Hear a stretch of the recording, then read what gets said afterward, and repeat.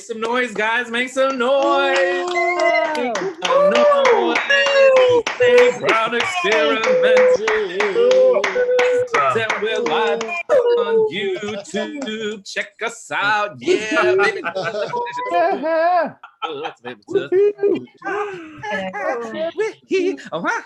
We're gonna start in a second now. We're gonna start. Yeah. All right. Welcome everybody. Welcome everybody. Give it up. Give a round of applause for being here tonight on the YouTube.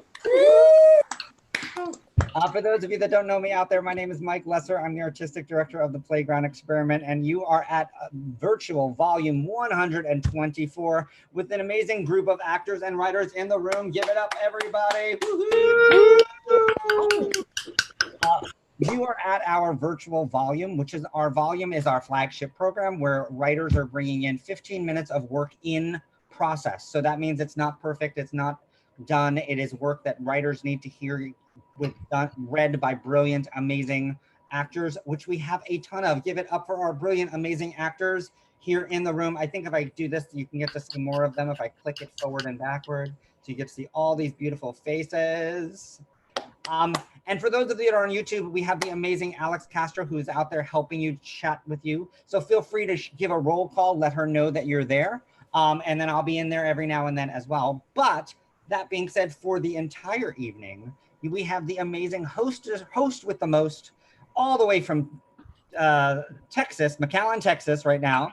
I was going to say Jersey, but you're not in Jersey anymore. You're back in Texas. All the way from Texas, in Texas. Give it up for the amazing David Davila. Oh, start. Oh, start.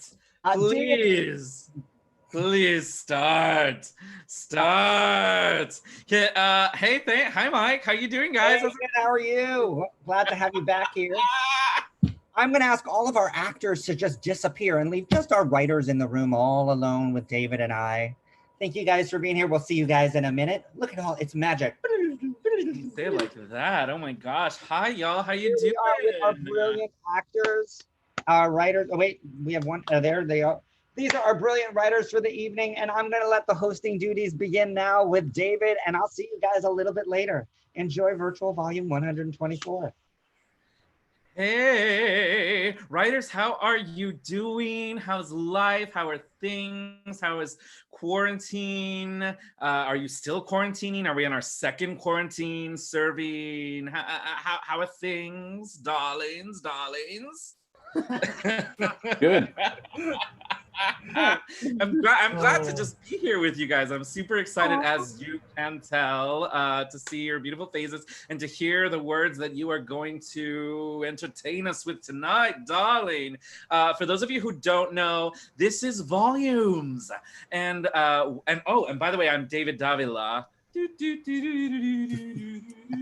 Ooh, a plug. I love it. I'm David Davila, and I'm your host for tonight. I'm a member of the Playground Experiment. For those that don't know, tonight at Volumes, it's a place for us to come together and hear new work, new pages of untested stuff. So it's very fresh. It's very new. So we're going to show a lot of love and support to our writers tonight. Writers, you're so brave, sharing your work with us tonight. Actors are brave too. Agreeing to do something they haven't even read when they agree to do it. So thank you to everyone tonight. So everyone at home, just realize this is the first time. These are fresh pages. Literally, they probably were written this week when they saw the deadline approaching. And No, that's you, David. That's you. So so let's go ahead and get started, huh? Let's get started tonight. First up is Frank Avella. Frank, are you there, buddy? Frank? I am here. Hello, how are you? Hi, Frank. I'm good. How are you? I'm doing well, thank you. Oh, great. Yeah, you're doing better than me. Are your actors here? I'm just kidding. They are. Come on down, Carlotta and Mark. Great. Well, tell us about your piece and introduce your actors, and then whenever you're ready, give us a start. Sure, will do.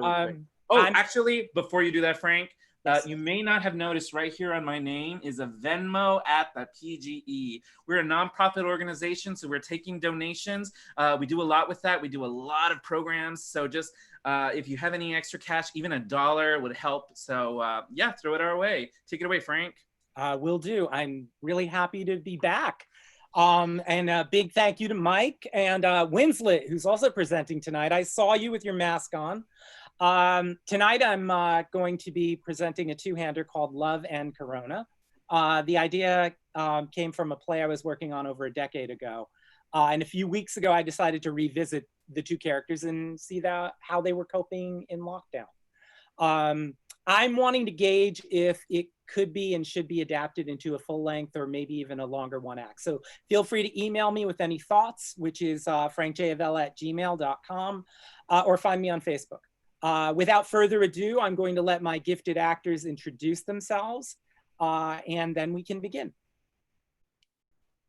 Carlotta. Hi, I'm Carlotta Brenton, reading for Galia.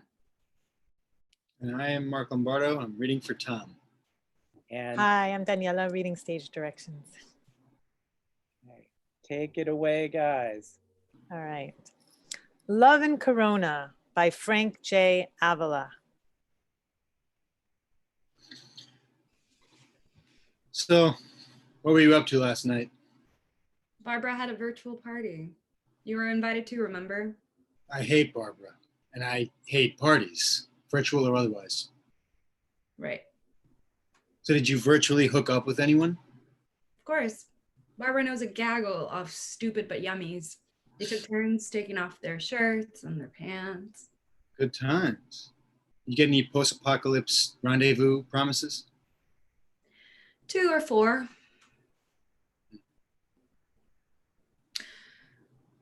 I can't do this anymore, Thomas. So fucking tired of this. Of this? Of us. We are too fucked up. Galia, everyone's too fucked up, especially now. I'm not talking about everyone. I'm talking about us. Can we do that? Talk about us? How did we get here, Thomas? How the fuck did we get here?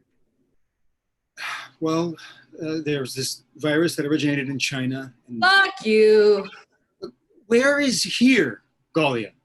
Here is where, let's see. We never have sex anymore. Ever. Like, fuck, we never even kiss or cuddle or even brush up against one another. You never show me any affection. It's like I only matter on those rare occasions when you decide you want someone to eat with or watch movies with or when you need money. Oh, I'm sorry that thanks to this plague, no one's hiring freelance writers anymore. I'm so sorry. Stop. You know better. I'm fine with it. I'm glad I'm working and I've never had any problems. Supporting me. Supporting us. Why is all of this coming up tonight? Did you meet someone at this cyber soiree? You did, didn't you? One of that bitch Barbara's stupid but yummies? Did he chat you up, say all the right things, make all the right Zoom faces?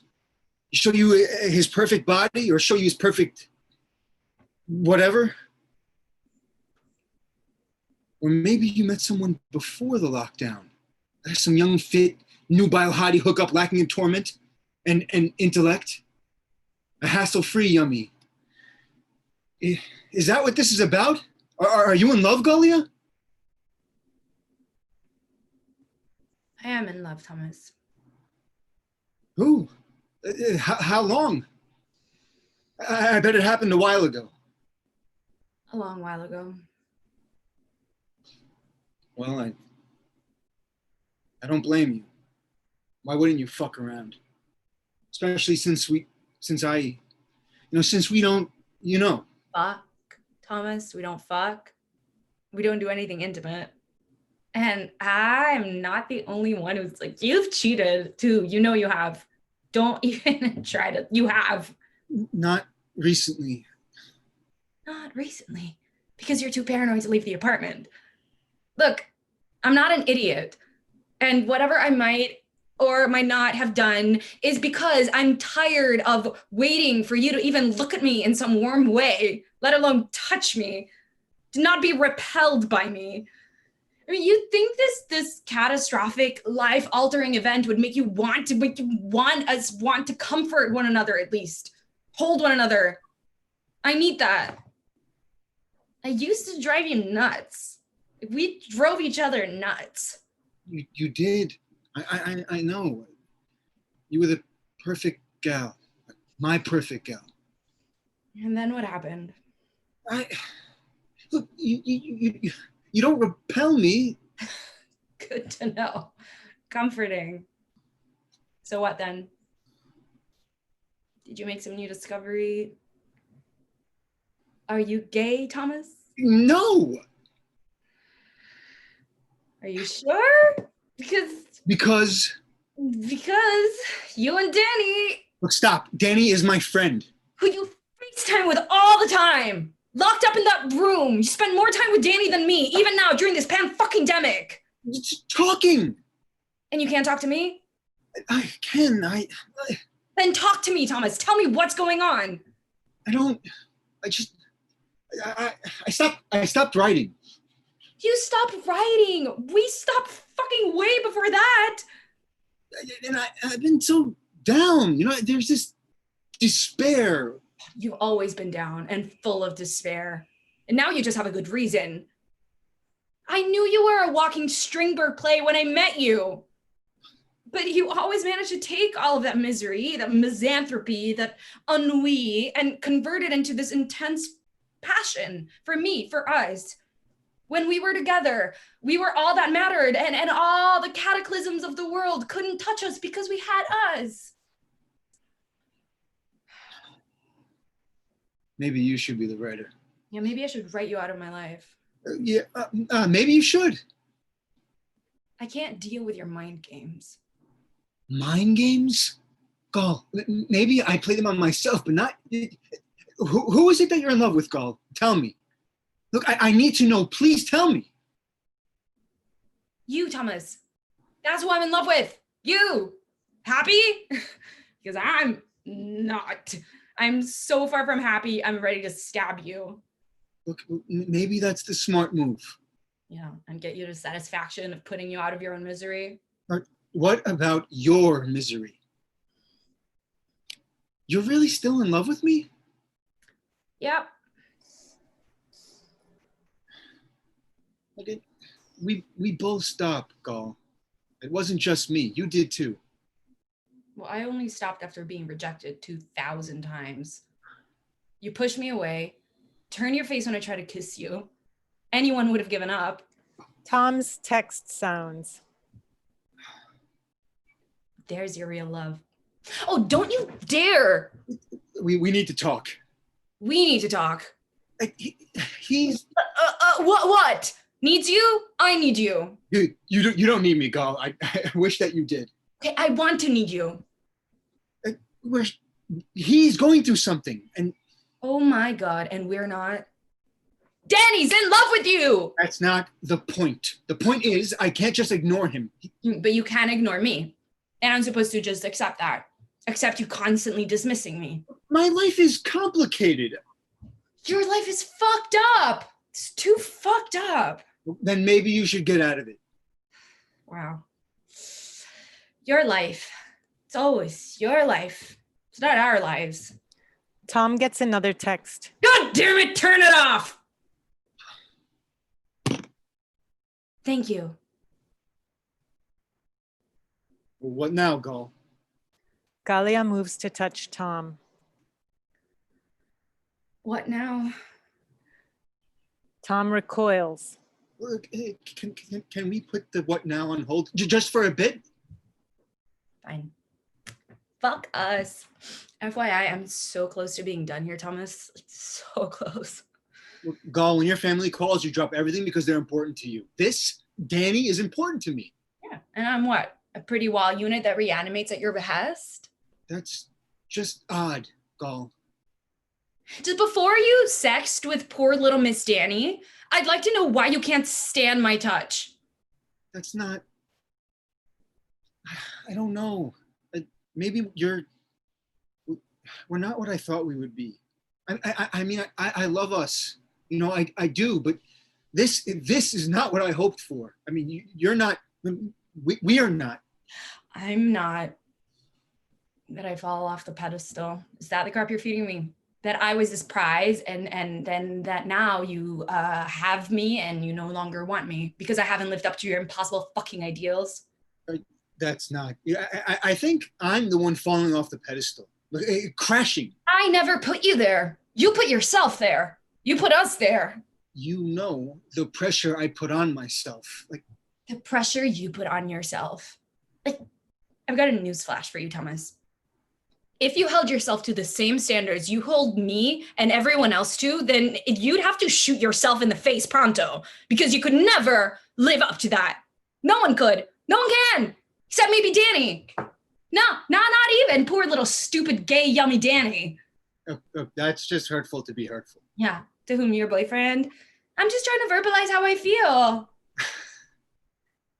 Touche, then.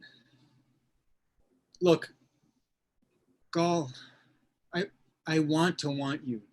The way I used to want you, I do. I know I don't not want you. I want us to be us again. But we're a different kind of us now. And I'm not the me that I was. And we're just not what we were. Or at least what I want, what I need us to be. Oh, just fuck me and the sense that I'm not making. Maybe you are making sense, finally. I am? Look, I don't know what else to say to you right now. And I need to deal with this. Galia grabs Tom's phone and tosses it. She takes Tom's shirt off. Tom just stands there. Galia takes her blouse off. Tom begins to drop to his knees. Galia stops him, pulls him up, and kisses him deeply. Tom tries to return the kiss, not very successfully. After a bit, Tom's phone begins to vibrate. Tom pulls away. He stares at Galia, not knowing what to do. She stares back, waiting for him to react in some way. After a few moments, she moves to the door and opens it. Get out. Galia, you don't mean that. We're in crisis. Sure are. That's going to end now. The apartment is in my name. Get out. You tossed me to the Corona curb? Do you want me to die? Do you want me to answer that? Go to your precious Denny. No. He lives 10 blocks away. Take it. Wrap it around your head. Try not to breathe. But I do love you, Galia. And I only slept with Danny once. I knew it. So what, you're fluid? I was drunk off my ass. And he took advantage. I mean, he really took advantage. We've been talking about it nonstop, trying to work through it. Oh, shit. When did this? A few months ago. Why didn't you? Tell you I was kind of raped by my best friend? How? Like, I wish, like, I mean, Thomas, doesn't matter. Just get over here. Tom moves to her. She takes his hand. Do you want to tell me about it? Not really. I just want it to not have happened. But it did. Like this Corona madness. It's this nightmare I keep hoping to wake up from. And I have no clue how. He's sorry. He's sorry? How nice for him. He's sorry. He's my friend. And I love him. And I'm trying to navigate. But you're not in love with him. No. I'm in love with you. I just can't, I feel when anyone just touches me, I can't. I can't explain it. I understand. Maybe more than you know. We'll navigate together. Tom looks at her, then breaks down. Galia carefully comforts him. Tom's phone rings. He ignores it. The end. Yes. Bravo. Wow. What this acting, the acting and the writing. Wow. This is really good, Frank. We're all just like in it. Get a sleeping bag. No, that's a bad analogy because I use the word sleep bag. Okay, get a minivan, open the door, and we're gonna get in it because we are in it. We are going on the ride with you. Wherever you are taking us, we are there. Bravo to the actors. You guys were amazing. Thank you so much, Frank. Keep writing this. We can't wait to see more. It's beautiful. It's gorgeous, the text, and a really complicated scenario there to try to maneuver through. Ooh, wow. Ooh, gosh. That is a touchy subject, but bravo to you for trying to tackle it. Maria's next. Thank you, Frank. Thank actors, you. Thank Maria you. is Thank you all. next. Gather your cast. In my mind. In my mind. Yeah. Well, Alex? I Great. should Yeah. say that we have some people reading stage directions for us tonight that I want to point out and thank them especially. Daniela Thom and Monica Ray and Ren Jackson. Thank you so much for reading our stage directions. Maria, do you have your actors? I think everyone's here. Yes, I do. Yay. Tell us about this piece. And introduce your actors, and then I'm going to peace out. Oh, okay. My story is called After You Withdrew.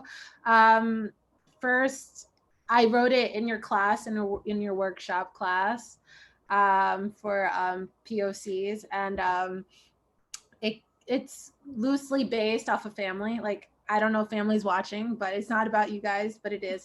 But yeah, it's like, I still don't know what it is. It keeps evolving every day. But Rosa is who the story is about, and it's pretty much her life coming back to the city and her family and her cousin Stevie, and it's just two women trying to figure out life. So I hope everyone enjoys it, and I have my beautiful cast here.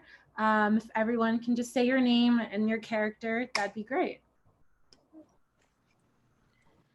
I'm Emma, and I'm playing Rosa. Sorry, Alex. Sorry. We all started at the same time. I did that. I'm sorry. I did not choose. Alex, go. Sorry. I'm Alex. I've been chatting with y'all on social media, but in this scene, I will be playing Stevie. I'm Julia. I'm playing Isabel, Stevie's mom. And I'm Fernando. I'm going to be playing Julian and also Alex. And I'm Emma. I don't know. I'm Emma. I'm playing Rosa. Sorry if you heard me twice. You're muted, Monica. Never before in my life have I been mute. Okay. I am reading for a couple things, bus driver, a random blonde girl, young woman, and I'm also reading stage directions. Perfect. Thank you so much, guys. Take it away, Monica. After You Withdrew by Maria Isabella Rojas. Exterior, Avenue of the Americas, day. Stevie, 24, is impatiently waiting at the corner of 6th and 42nd, surrounded by cleaning supplies, and double-checking her tattoos are fully covered with some concealer in one hand and her cell phone in the other. After obsessively checking her phone for any missed texts, we see Rosa coming out of a Starbucks with a venti caramel frap and dragging her feet. God, I hate this. Come on, we're gonna be late. Mrs. Van Wyck can go fuck herself. You know, because I can bring someone else. Oh, sorry. No. I need this, but come on, you hate her too. More than grandma's singing, but a job is a job. Stevie is handing off bag after bag to Rosa as each one brings her closer to the ground. Don't spill any of that on your uniform. Okay. Oh my God. What? Fuck. I can see every fucking wrinkle, Rosie. Really? No, only when the sun hits me. Stevie is at the end of her rope. Thank God we're gonna be inside, right? Yeah, sure. Don't worry, she's never there anyways. Only when we're about to leave and she asks us to pick up some orders she forgot from Zabar's and requests for us to leave our stuff behind. I'm not fucking stupid. I know she goes through our shit looking to find something, anything stolen. Well, I guess we should be grateful she hasn't planted anything on us. Oh, I'm waiting for the day. I fold her husband's underwear for God's sakes. That's it. What if I plant her husband's tidy whities in my bag? What? Do you think she'll think I'm fucking her husband or that I'm like some creepy stalker? Doesn't matter either way. I'll be happy.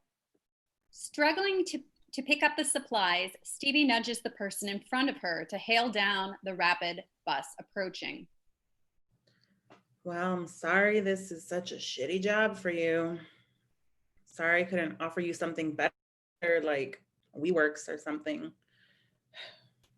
How do you think it makes me feel to only hear from you when you need me to solve your problems?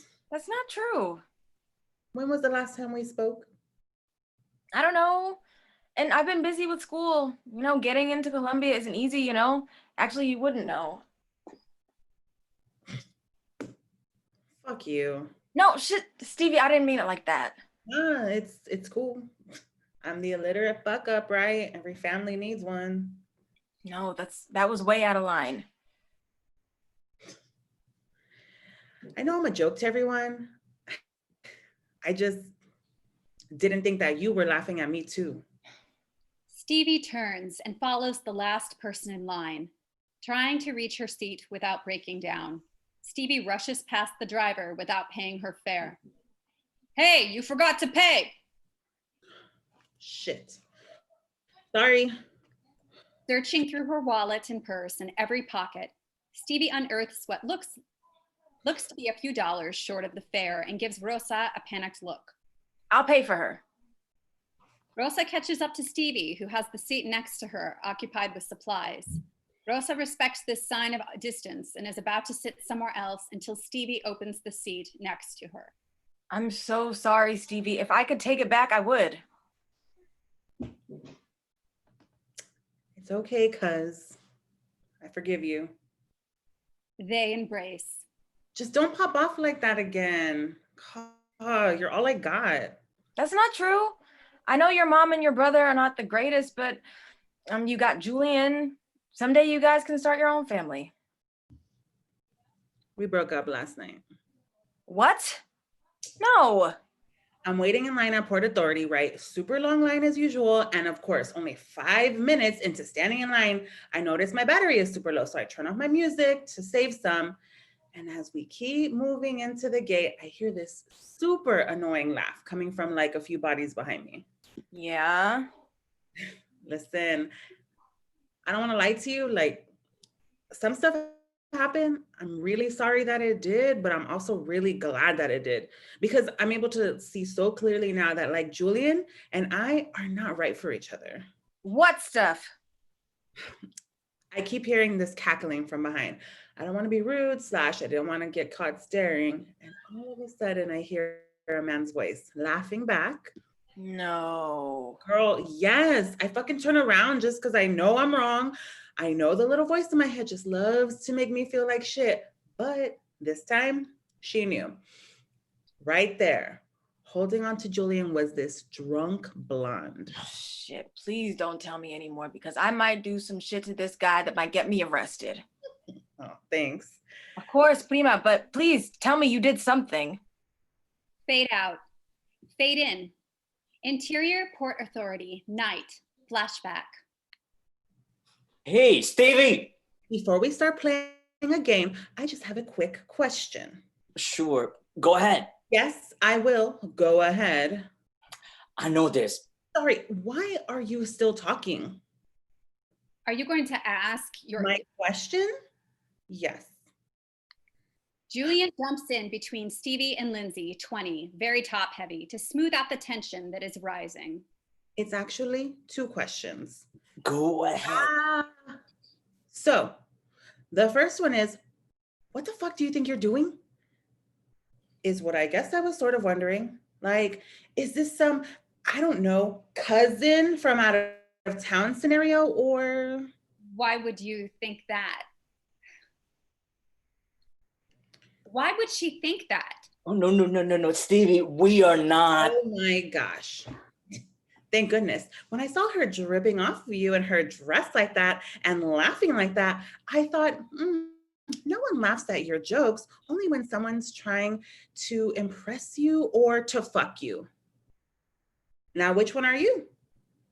Are you going to say something? She's not your cousin, isn't she? No, I'm not. Sorry, Julian, this is too much. I'm out. Lindsay, wait. Lindsay, wait. Lindsay, wait. God, I'm such an idiot. What the fuck is going on, Julian? She's just someone from work. I was just. You were just what? Huh? Tell me the truth. We've been just talking a little. Shut the fuck up and tell me exactly what you did. All right. So I was leaving work and I thought I was the last person to leave. And as I'm turning off all the lights, I noticed a light in her office is still on. I open the door to her office and I see her at the desk crying. She was worried about all the firing that they've been doing lately in our department and saying she might be next. And I started naturally to comfort her.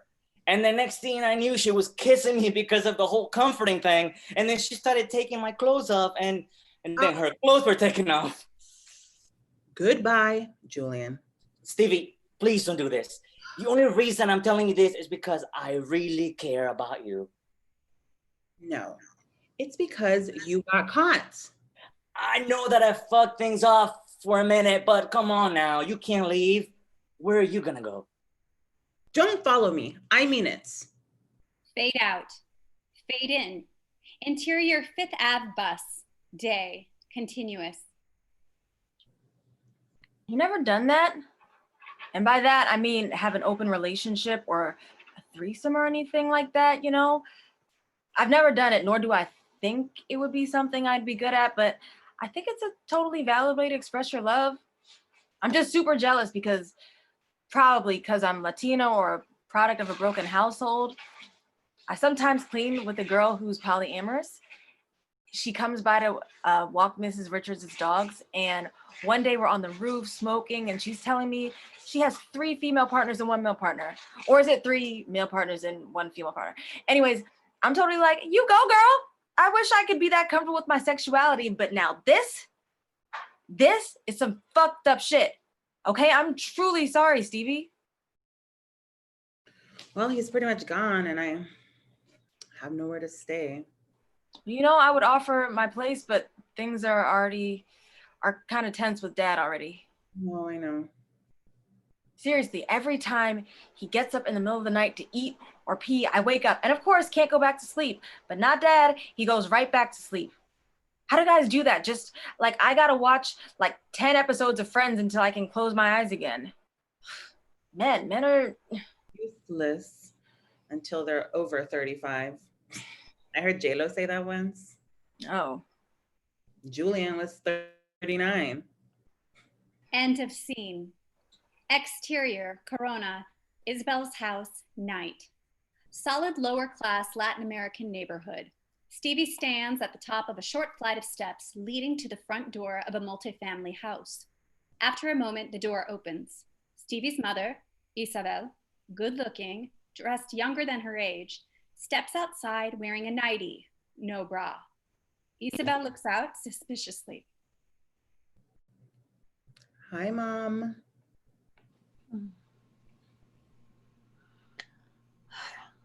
¿Qué pasa? ¿Qué haces aquí? Es tarde, ¿eh? ¿Quién es?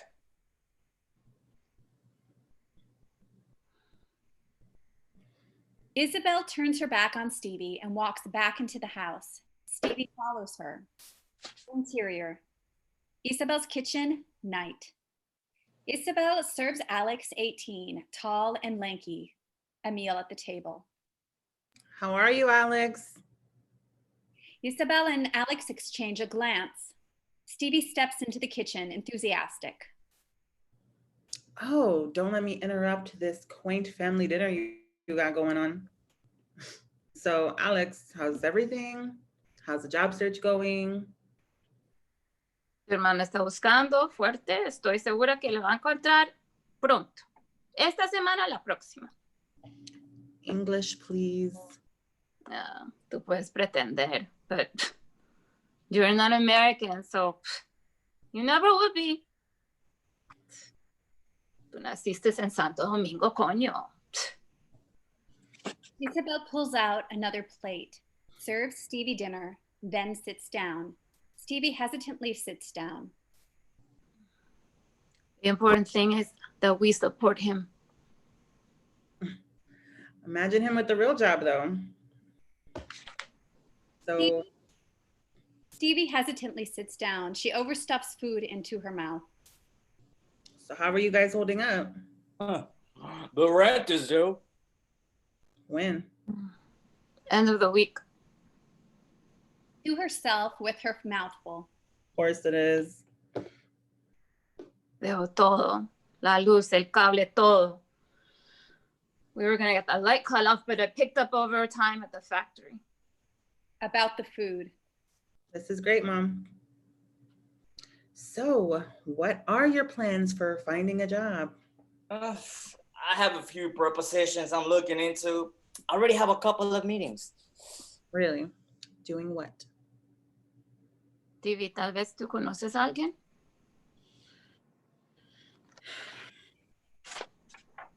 Alex needs to stand on his own 2 feet. He can't be leaning on us. Ay, por favor. Do you think you can help? Mom, you know they're actually cutting my hours at work, and I was gonna ask you if I could stay here for a few days. Things with me and Julian aren't great. They're not the best. Pues un poquito, nada más. Okay. Stevie pulls out an envelope from her back pocket. Oh, my mama. All I got is $100 from Mrs. Van Wyck today.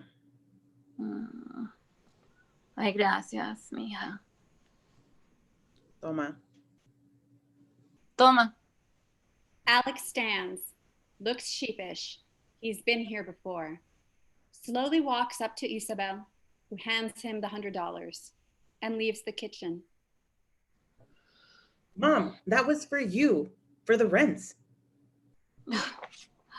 You gave me the money, right? So, see? That makes it mine. And I can do whatever I want with it. So, si no te gusta, tú estás donde sabes dónde está la puerta. Oh, and about you staying here, well, we're going away for a few days. It's just bad timing. Lo siento. Bad timing?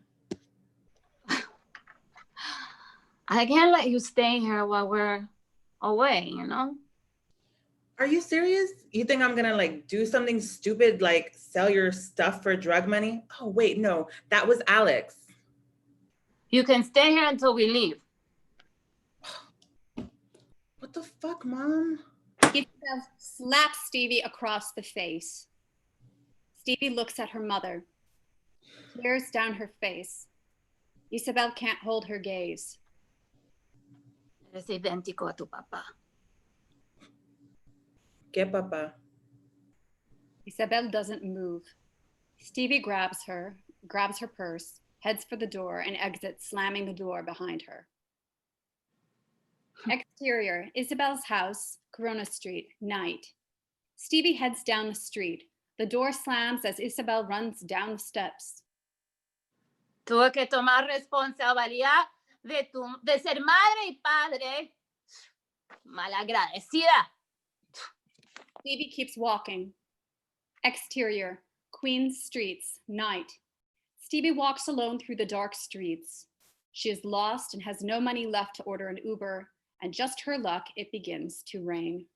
She runs under a store awning for shelter. End for now.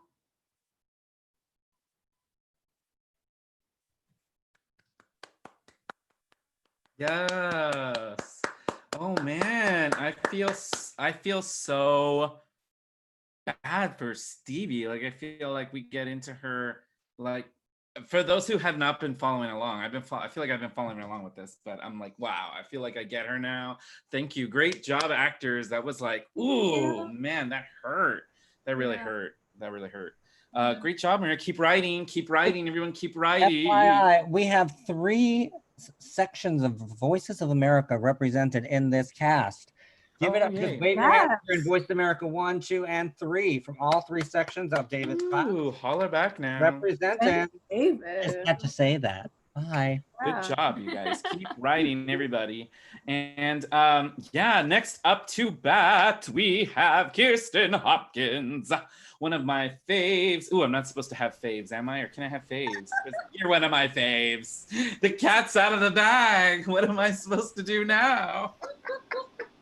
You're the sweetest. Thank you. Tell us about your piece and when you have your actors. Are your actors Let me here? tell my actors come on screen. Where are the actors? Oh, here we go. Here we go. Hi, guys. Oh, a lot of Hello, familiar hello. faces. And Awesome. then you can come on screen too if you just for a moment. can? Stage direction. Yeah, come introduce All right. yourself, Ren. Yeah, just so everybody can see we everybody. want to know you. We want to know the man behind the voice. Thank yes. you. Hi. Hi. Take it away, Kristen. Tell us about your piece and introduce your actors, etc. Thank you, David. Oh, and remember, if you're just tuning in, you can donate to the Venmo PGE nonprofit. We've got this really cool thing where people are members of the PGE can apply for grants during Corona if they're unemployed, and we're giving out grants just to like help them pay their rents and stuff. So actors, go to our webpage, thepge.com, and apply. And anyone who has money to help, donate. You can Venmo at the PGE, and it is tax deductible. Take it away, Kirsten. Speaking of raising money, this piece was actually first developed at a Drop and Give Me 10, which is our quarterly fundraiser. In case you don't know, Drop and Give Me 10s, writers are assigned actors and then given 5 prompts to make a 10-minute scene that's the beginning of a new play. And so I was given these 3 of these beautiful actors that you see on this screen, Justin and Jenny and Michelle. And I started writing this play about honeybees. So I'm just going to give you a little bit of what you need to know going into this scene. And I'll introduce the other 2 actors that are on here too. So Jenny plays the queen bee, who is a little bit daffy and maybe not the best, So a queen bee's role is just to have a lot of sex with a lot of different drones, which are male bees, and eventually lay eggs, which we haven't seen her do that yet. Michelle played worker bee, worker number 42, and we find out in the first scene that she has worked a lot. Like she's done every job possible in the hive. She's a little bit overworked. And Justin played a character who thus far is named Drone. He presents as a drone. We see him as a male bee, but then during the first scene, we learn that he doesn't really think of himself as a drone anymore. He thinks of himself as something different. He doesn't really know what that is yet, but he calls himself a messenger because he's spreading the message of this horrible disaster that befell his hive and he's seen this disaster happen to other hives too, but the queen hasn't yet let him really say this specifically what's happened. So finally, this is the scene where she finally lets him speak and we find out what happened to his hive. So that's the main things you need to know going into this. You also do need to know that there is, we've set up this something where the bees greet each other with either patty cakes or dances. So when you see that in this scene, just know it's something already established. The scene is set in front of a tree stump, which is where the hive is. Every character is a honeybee. Michelle and Jenny are also going to be doubling characters in this scene. They're going to be playing some other characters that I'm imagining as puppets, and you'll hear about that in the stage directions. And our beautiful other two actors that are on the screen, Oli is playing a new character that you will meet very soon, and Ren is doing our stage directions, and he will also maybe be popping in at one point as a new character. So I think that's all I need to say. So can everybody get places, please, for this scene? Zoom places for the scene. I'll take myself off as well. And when you all are ready, I think Jenny, you start on screen though. And I'll get out of here and let you all start. Oh, I don't like this, but fine. Messenger, give us your message. As he speaks, the stage transforms with puppets to illustrate what he describes. Many moons ago, my hive was a happy, buzzing place. We had a healthy queen laying hundreds of eggs, thousands of workers gathering nectar, providing food for the hive and caring for the young ones, and drones that were happily adventuring off to places unknown to find royalty and continue our genetic line. I was only a larva, but I was always aware that I was a little bit different than my siblings. While my brothers developed their large drone eyes and used them to start eyeing females, I used my large eyes to watch the activity of the hive. I would sneak outside and sit on a flower by myself and just watch. In this way, I learned how every bee has its role in our society. I knew too, in the back of my mind, that I would one day be expected to fly away like my brothers. But I was content to spend my youth sitting on my linden flower, gentle breeze flowing through my eye hairs, observing the world around me. A worker bee's sister enters. There you are, 106. I've been looking everywhere for you. The sun is setting. I know. Isn't it beautiful? Oh, my dear one. Yes, it is very beautiful. But it also means it is time to come inside your wax chamber for supper. How do you expect to grow big and strong if you don't eat your nectar? I don't want to grow big and strong. I just want to stay on this flower forever and watch the sunset and the sunrise and everything in between. Ah, but if you don't eat your nectar and get your rest, then you won't have the strength to hold on to this flower through the wind and rain. But if the wind ever blew me away or if the rain ever washed me away, I know you'd come to save me, sister. You know me too well, little one. Ah, but how will you have the strength to survive my tickle attack? Stop, sister. Stop.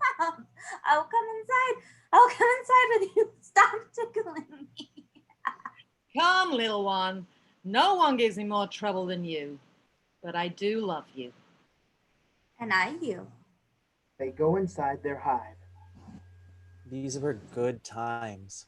Everyone was content to play their part and contribute to the betterment of the whole. We were a hive, a colony, a family. We were happy.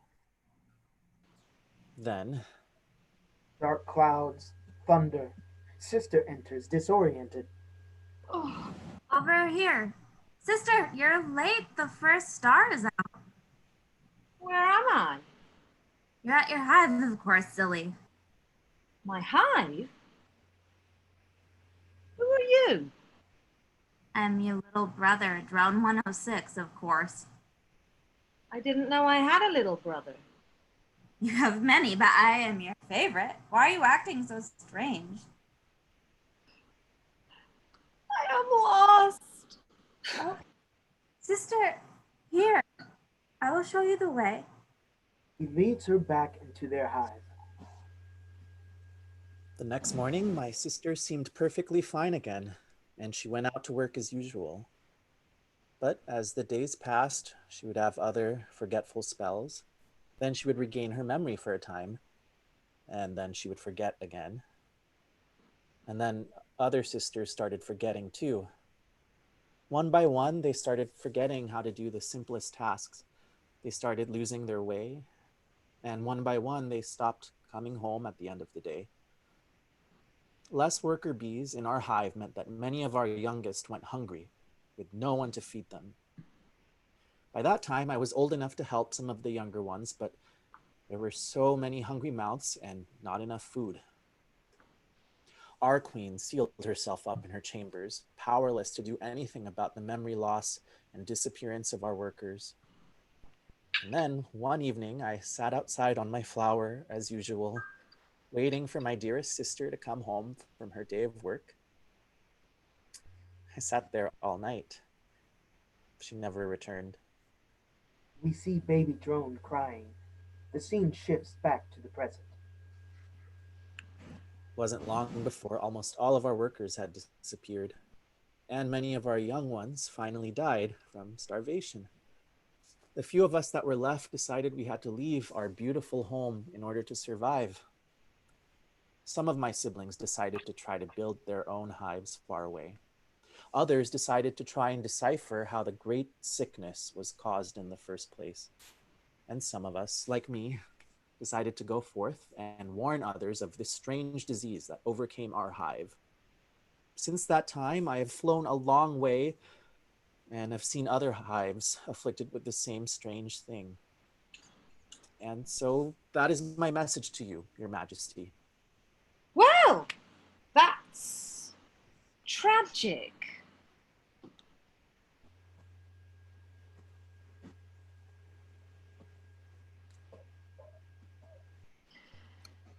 Well, I'm afraid I must be off.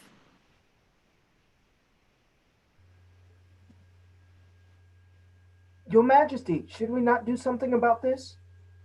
About what? About all that Drone 106 just told us. The memory loss of his sisters, the collapse of his hive. Should we Should we not not do something to ensure the same will not happen to us? Yes, I suppose that's a good idea. Why don't you get right into it, my dear? I've just remembered that I left several large-eyed, strong, strapping young drones just drooling to have sex with me. So I must get back to them. Your Majesty. Listen, darling. This strange messenger bee has told us the very scary thing that, quite frankly, I don't want to think about. And the fact is, he didn't give us any solutions to the problem whatsoever. Did you, messenger? No, I suppose not, Your Majesty. I had hoped you would have an idea of what to do to protect your hive. I'm sure if I could just get in contact with my siblings that have been looking into the causes. There you go. You see, worker 42, nothing to be done. So I might as well get back to my work of getting laid. 2 drones enter. There you are, Your Majesty. We were looking all over for you. Yeah, we're ready to do it, Your Majesty. Mm-hmm. Your timing could not have been better, my darling young drones. Let us fly. Get ready for the time of your life, and most likely the end of your life. Well, as long as we get to do it.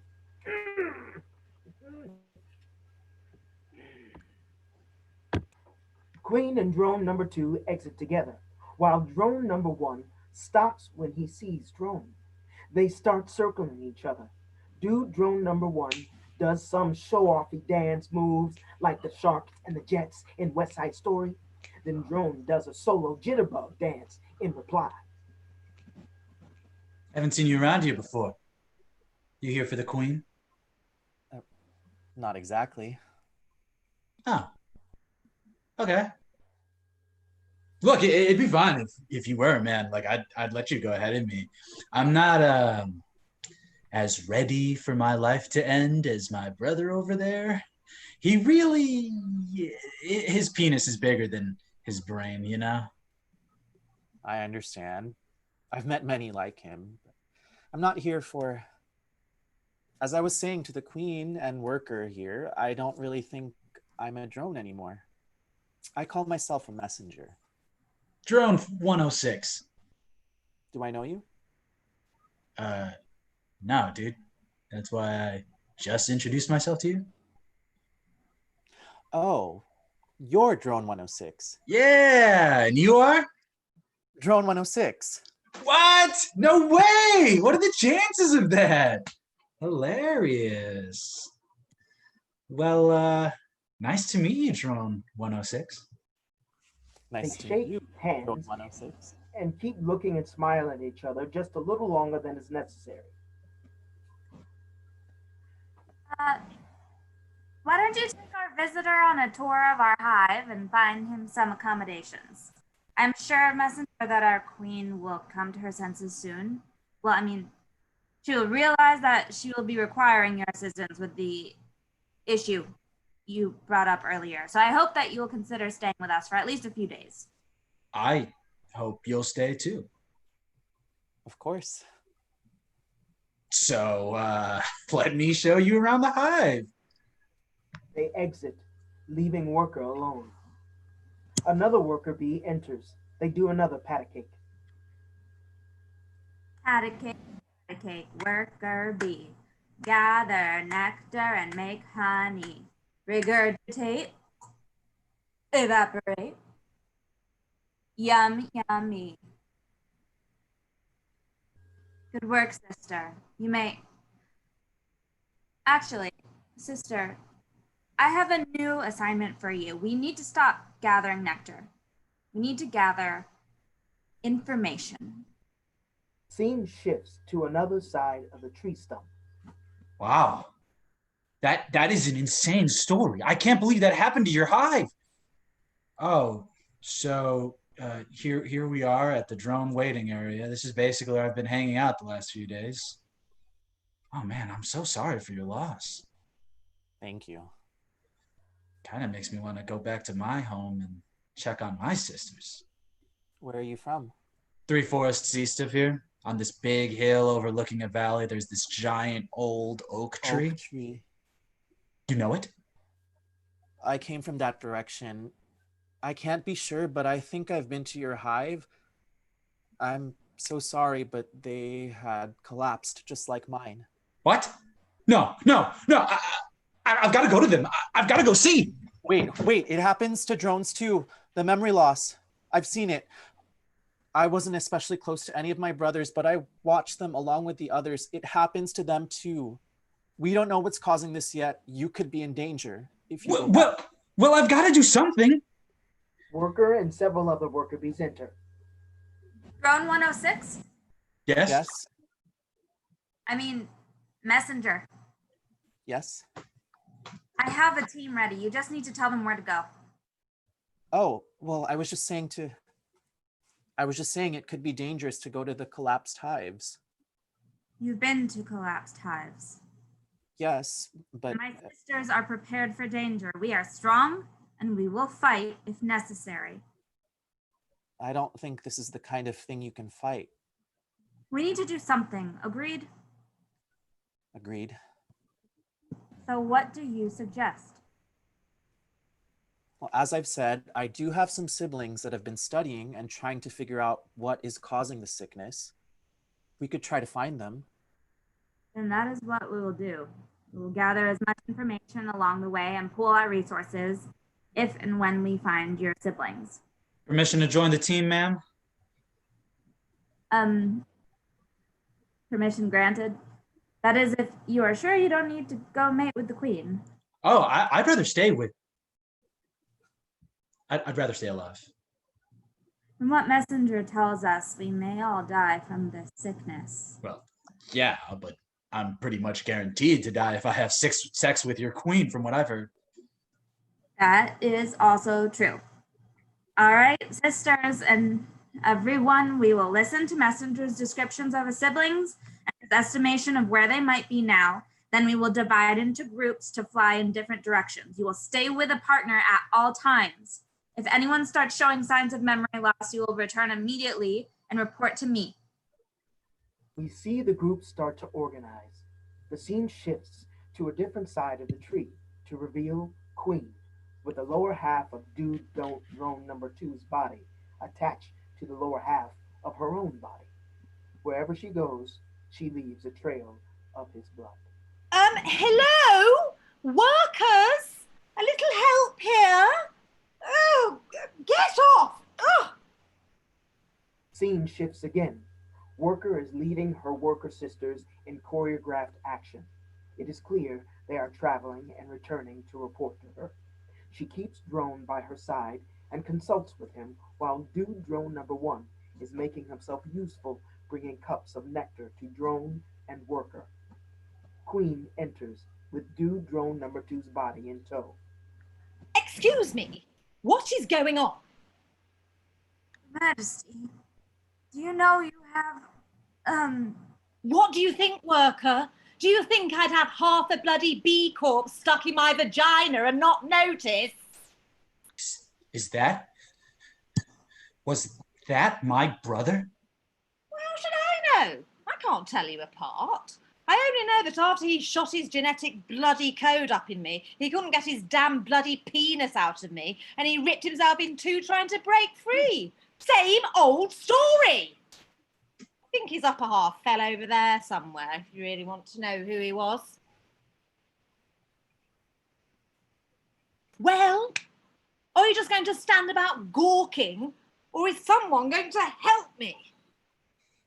End of excerpt.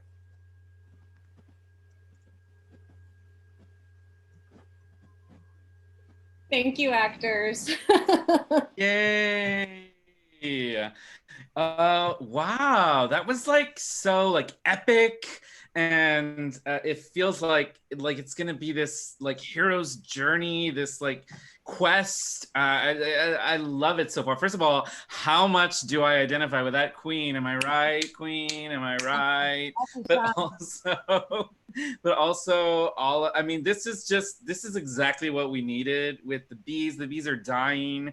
And it's just perfect stand-in for our world currently in the environment. So keep writing. I love this. Keep working on it. Yeah, I just love this. Mike, are you gonna come back, or who's out in the internet out there? Alex, it's intermission, guys. We gotta have a dance party. Everyone, turn on your cameras and let's unmute yourselves too, so that our song doesn't get pulled from the internet. And hey, Mike, what's going on? How's life? You're gonna put on some music, David? Oh, I thought you were. You asked me what song I wanted. I thought you had it. You asked me what song, so I thought you had a whole system going on. Make our own. A memo went missing. Hold on. Well, in the meantime, why don't you tell us what's going on YouTube, Alex? Hey everybody, YouTube is getting lit. So am I. I poured some wine. We got Catherine out there. We have Robin Dimension. We got Helene Gaelig. We got Barris Swain. And who else is out there? Let us know. Drop an emoji. Send some love. Drink up if you're a drinker. Cool. Keep talking. Tell us more. Tell us more, Alex. All right, have that little.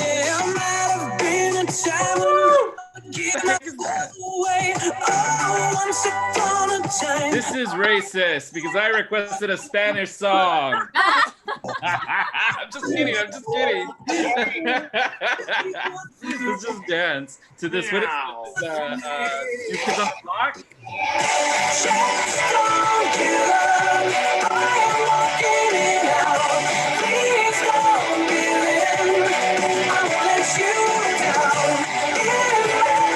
Christian music,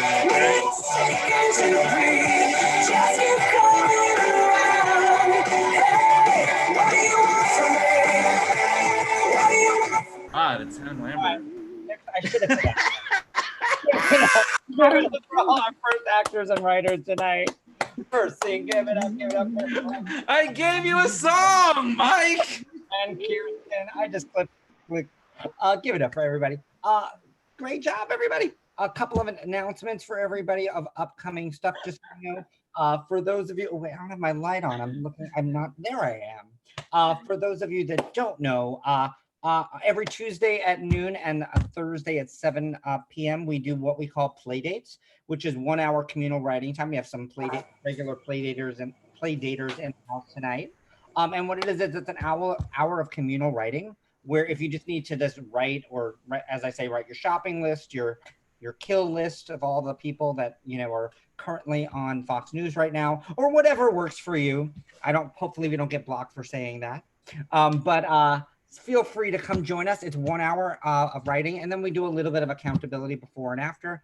Feel free, you can log on at thepge.com for that.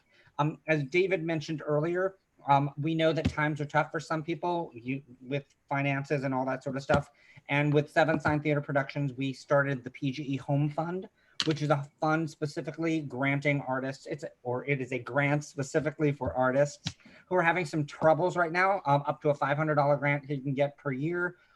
Feel free, go to thepge.com, and then there's a link there. We can also put it on our YouTube channel in the link. Check us out. You have to be a PGE member to participate, so you have to have played with us. If you're in the room now, you have played with us. So feel free, if you're having a rough time, to check that out. And what's cool about what happened in the first round of plays is we mentioned 2 programs of ours, our Drop and Give Me 10 and David Davila's Voices of America Writers Workshop. The cool thing about those 2 programs is those programs have birthed 4 plays that are currently in development with us in our First Reads Festival. A couple of weeks ago, they had their required reading, and on September 11th and September 12th, 4 plays will be getting first reads or a table read. 2 of them came from Drop and Give Me 10s, and 2 of them came from the Voices of America Writers Workshop. So give it up for that. One of our writers was a bee in the last scene, Justin P. Lopez. His play, The Re-Education of Fernando Morales, will be on 8 p.m. on Saturday the 12th. And prior to his is Aaron Mohan's The New Vaccine, which also started at the Drop and Give Me 10. And I think there's a bunch of actors here that may show up for those plays. And then on the Friday the 11th, we have at 5 p.m. Pot Odds by Gabby Wagner. And then at The Armando Project by Orlando Rodriguez. And that is at 8 p.m. on September 11th, 12th. You can go to the website, thepge.com, and RSVP if you want to watch and participate in their First Reads Festival. And that's live right now. So give it up for our development process. So this is kind of how things move to development. And I'm really excited to move on to the next round. Give a huge thank you to Alex on YouTube, writing some fun. If you're on YouTube, let her know that you're there. Say, hi, I'm here. Not with that high pitch. that was my B voice. I'm thinking all the B voices. And I'll give a huge thank you again to David for hosting tonight. And our stage directions readers. I'm going to again disappear as we go into Act 2 as we start right now. So, awesome. Let's see if I can do this now. Hold on. Can't clear. Let's see. Does it play? It doesn't play. Oh yeah. Can you hear it?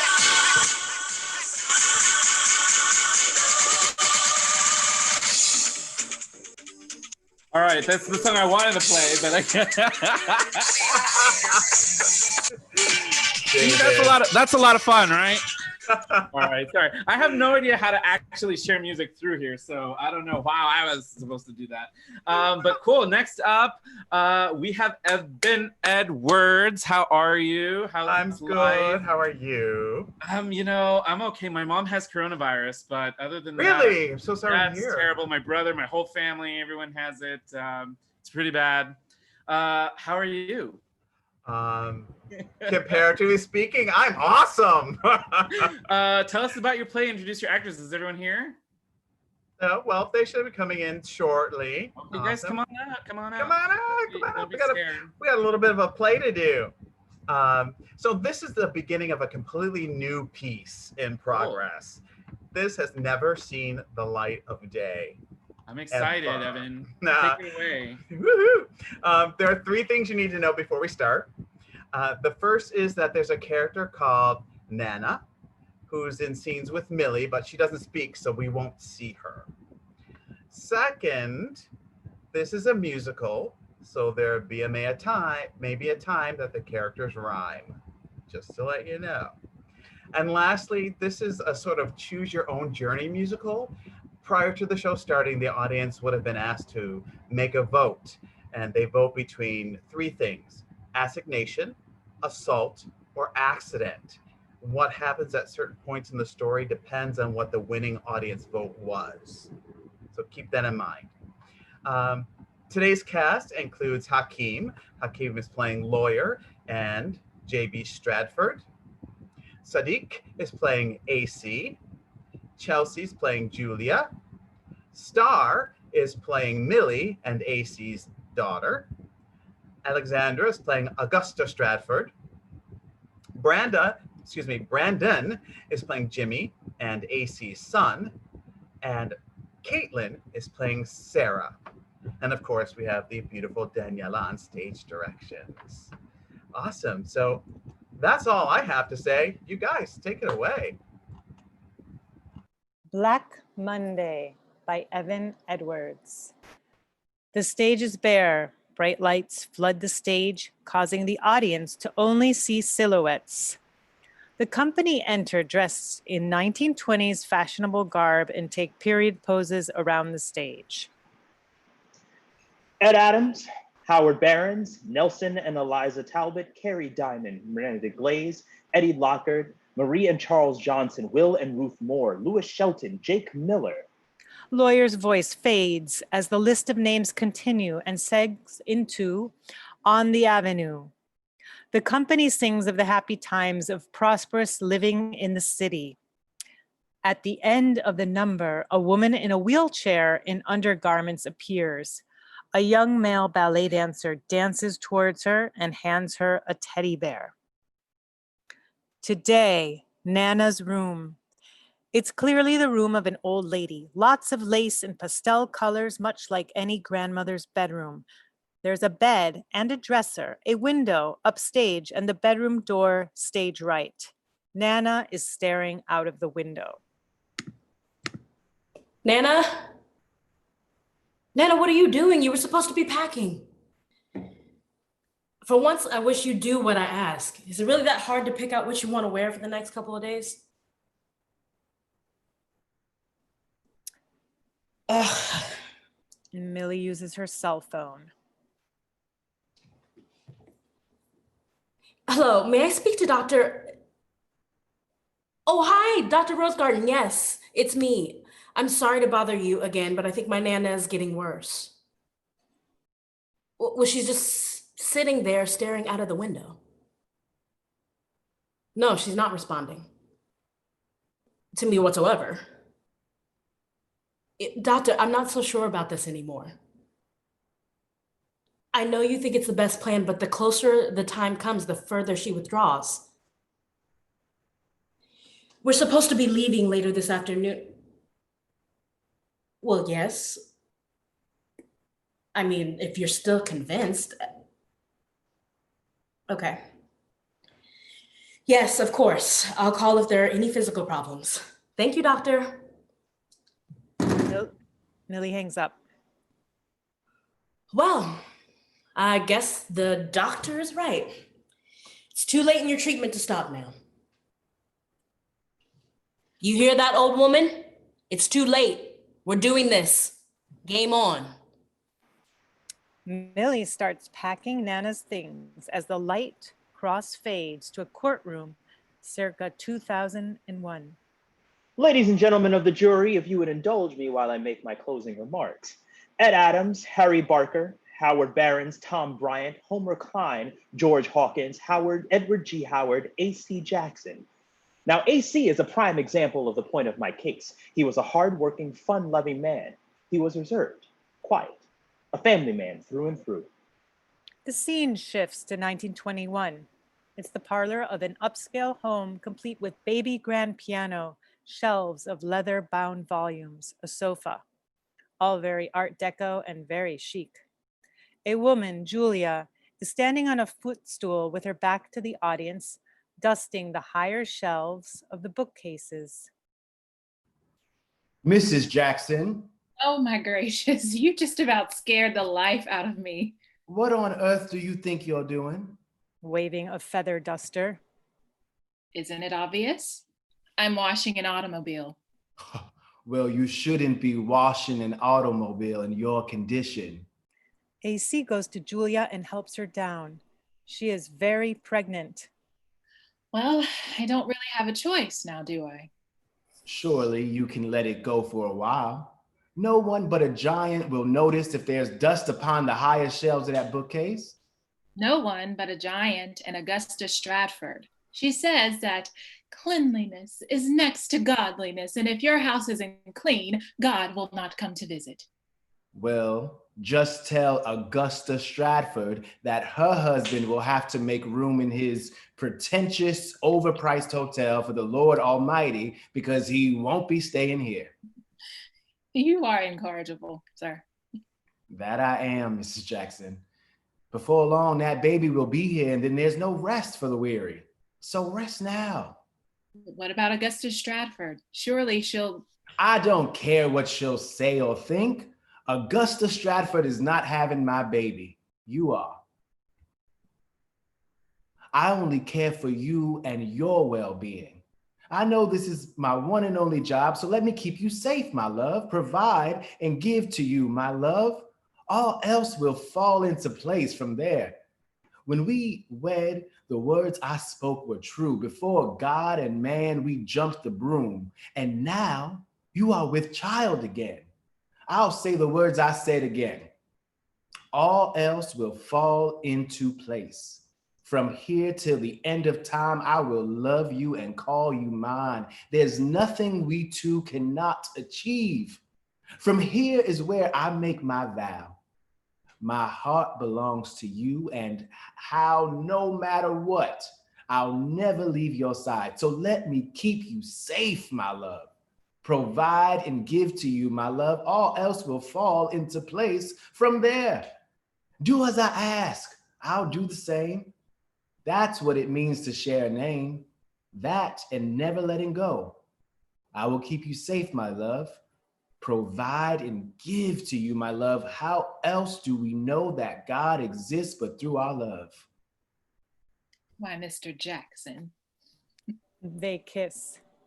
That's Dr. Jackson to you, ma'am. Oh, are we pulling rank now, Dr. Jackson? Yes, Mrs. Jackson, we are. As your husband, I implore you to let this big old house wait. You know that the mess will drive me crazy. Yes, and that's why I hired a maid. I see, that'll be quite an expense. Julia, it's only money. What good is it if we don't use it? But Andrew... I'm not hearing it. You're the wife of a renowned and wealthy doctor. It's high time you take your place in society. This means, no more housework and no more kowtowing to Augusta Stratford. As your physician, that's my prescription for you. Now, take 2 and call me in the morning. Yes, Dr. Jackson. The lights crossfade to lawyer in the courthouse. Dr. A.C. Jackson was described as the most able Negro surgeon in America by the Mayo brothers. Yes, those Mayo brothers, the founders of the Mayo Clinic. Dr. Jackson was worth $100,000 in 1921 and a shiny example of an upstanding citizen. At the mention of shiny, Jimmy Jones strolls in carrying his shoe shine kit, whistling. In terms of today's money, that's well over... Not yet, Jimmy. Oh, sorry about that. My apologies for the interruption. Now, where was I? Oh, yes, ladies and gentlemen of the jury, Dr. Jackson's worth was over $1 million, but he wasn't the wealthiest in the area by far. That title went to John the Baptist Stratford and his wife Augusta, owners of the Stratford Hotel, the largest Black-owned and operated hotel in America, which catered exclusively to wealthy African Americans. The lights crossfade to the ballroom of the Stratford Hotel. The hotel staff set for a party. Now, JB, are you sure you have to invite Dr. Jackson and his wife? Yes, dear. I fear she will embarrass herself. Of course, dear. And me. One would hope, dear. JB, you're not even listening. I don't care what you do with your little party. Little party? The creme de la creme of society will be here. Which includes Dr. Jackson. That man has a bright future ahead of him. But his wife, that woman is so... Frugal, dutiful, obedient, all things you are not. I was going to say provincial. Provincial or not, the man is coming, and so is his wife. You are out to ruin my soiree. Yes, dear. It's on your head when she makes a fool of herself in front of the most influential and prosperous people on Greenwood. Prosperous was its understatement. Money flowed easily in the area. The discovery of oil in 1901 had made white and black Oklahomans wealthy beyond their wildest dreams, all thanks to that shiny, slick black gold. There were... Jimmy enters carrying his shoe shine kit, humming. Jimmy? Jimmy! Not now, son. Oh, I'm sorry about that. So it would not happen again. Glad to hear it. My apologies, ladies and gentlemen of the jury, for the interruption. There were at the very least 3 Negro millionaires in Oklahoma in 1921. But in 1921, however, the United States of America had certain laws that restricted where colored folk could shop, eat, and do business. This left blacks with few options in the terms of finding the services they desired and a place to call home. Their only option was to bank on Jim Crow. This man here wants something, let's say a piece of fruit. In olden days, there were 2 ways to finish his pursuit. The man could take his money and go down to the store, but that luscious peach was out of reach. The shopkeep showed him the door. That green is black, boy. Take it back, boy. Don't want your money here, and while we're at it, take your ass and sat it in the back on over there. So that man took his money and traveled way out west. He bought some dirt and did some work and prayed that he be blessed. Give me all your strength, Lord, patience, love, and grace to till the land till I understand why I suffered such disgrace. My green ain't black, sir. 'Twas a smack, sir, to have my coin refused. And while we're at it, I'll make a habit to never be confused. The only way to go is to support ourselves, buy from our shells. We're banking on Jim Crow. That man and many more did what they had to do. Not to survive, but to live and thrive outside of the white man's view. They made a home together, put Negro Wall Street on the map. There the money flowed along that road because of how they filled that gap.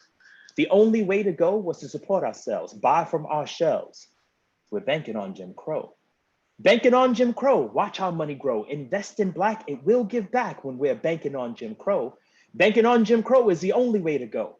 Banking on Jim Crow, reaping what we sow. Banking on Jim Crow, watch our money grow. We're banking on Jim Crow.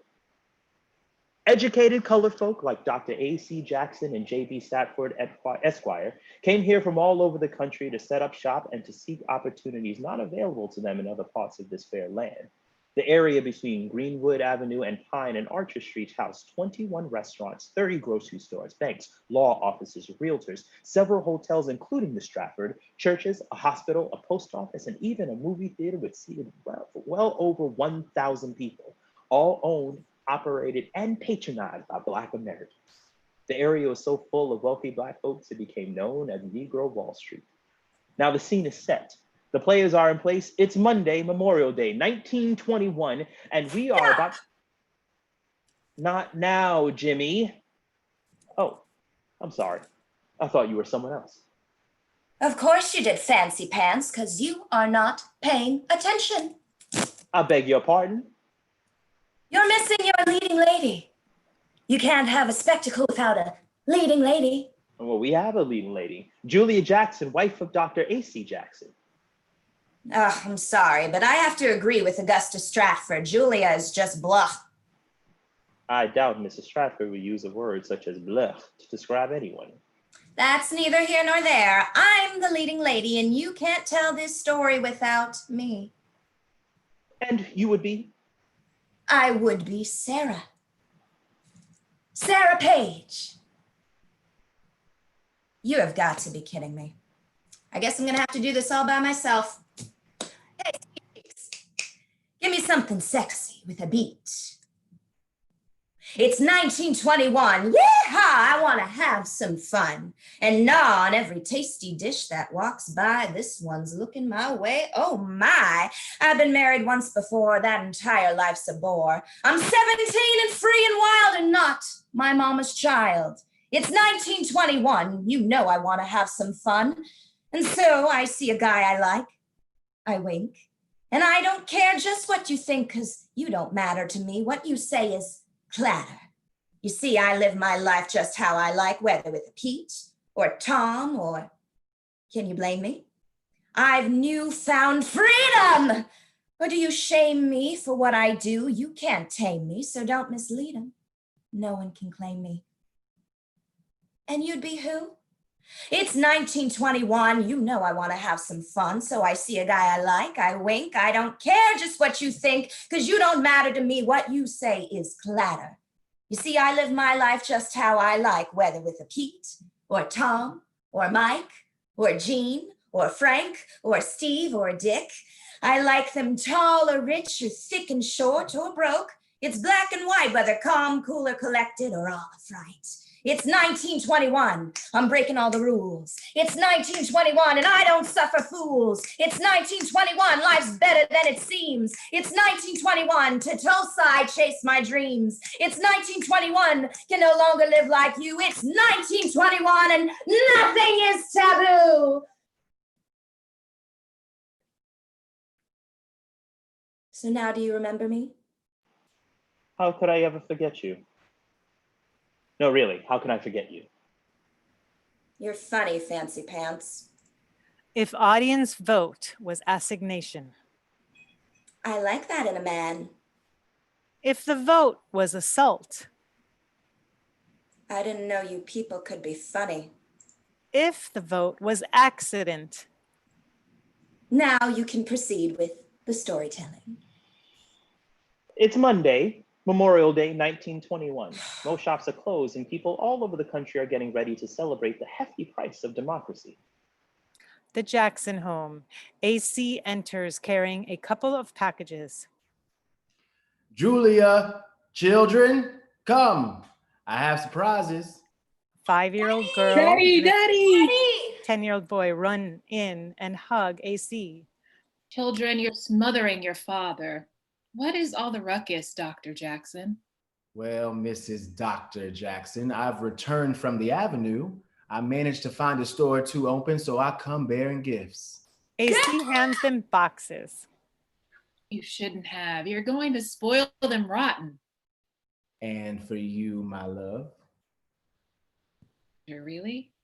You shouldn't have. She takes out a gown. Oh my, it's beautiful. Julia grabs AC and hugs him tightly. You're smothering Daddy. I don't understand, Papa. My box is empty. That's because your present can't fit in the box. Tonight, while your mother and I are over at the stuffy Stratford's party, Andrew, and your sisters with the nanny, I've arranged for you to go to Dreamland all by yourself to see that movie you've been going on and on about. Oh, Papa, that's the best present ever.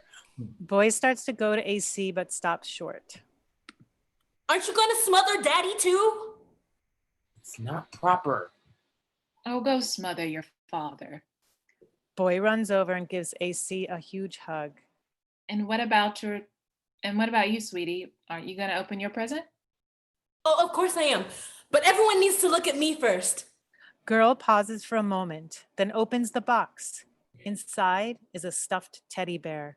Girl hugs the bear, then runs over and hugs AC. Smother time! My heart belongs to you, and how no matter what, I'll never leave your side. So let me keep you safe, my loves. Provide and give to you, my love. The scene switches to Nana's bedroom. She is in her wheelchair.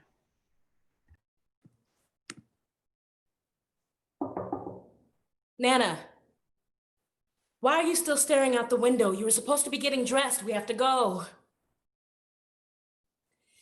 I packed your bags for you. Now can you get dressed, please? Can you do that for me? Please. There's no response from Nana.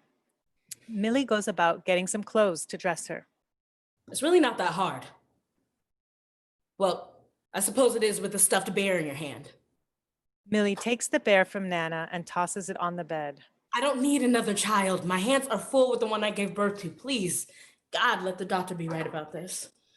Millie finishes dressing Nana and sits her back down in the wheelchair. There. Now can we please go? Ugh. Millie gets behind the wheelchair and pushes Nana.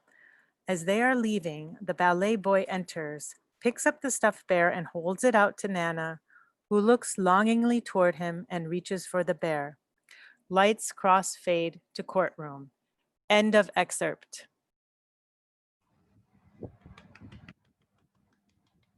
Oh my God, that was awesome, you guys. That was amazing. That was great. Wow. I love how you're setting it up. I love this is gonna be wonderful. I'm so into this. Come back, I can't wait actors. to see what Let's comes record for next. you. I can't wait to see what comes next. Yeah. Great job, There's everybody. the lovely actors. Yes, guys, you guys rock. Thank you so cool. much. Very, very cool. Keep working on it, Evan. I will. Thanks, guys.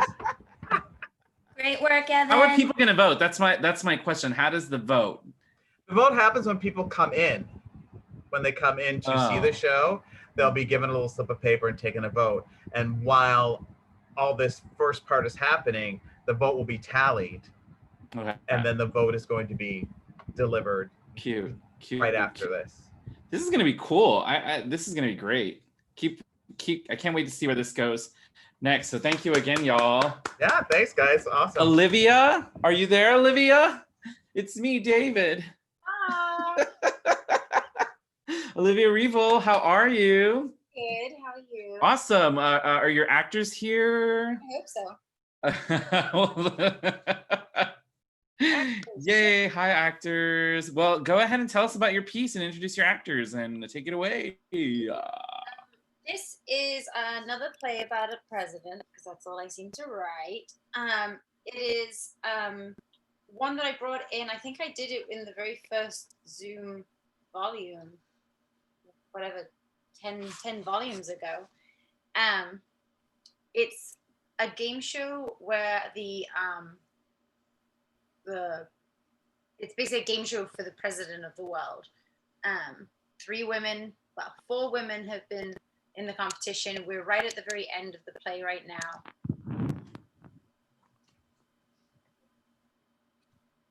There's quite a lot that happens in this final scene. So I'm going to just let my actors introduce themselves and then go for it. If they're here. I don't see anyone. Great. All right, go for it, actors. Hi. I'll be playing Larry. Hi, I'm Risa. I'm playing the role of Judith. Hi, I'm Mackie. I'm playing Ingrid. I'm Jordan. I'm playing the president of the world. Hi, I'm Nesa. I'm playing Sarah number 2, or Sarah. Hi, I'm Monica. I am Zamaria. I'm Michael, and I'm playing Steve. Daniela, stage directions.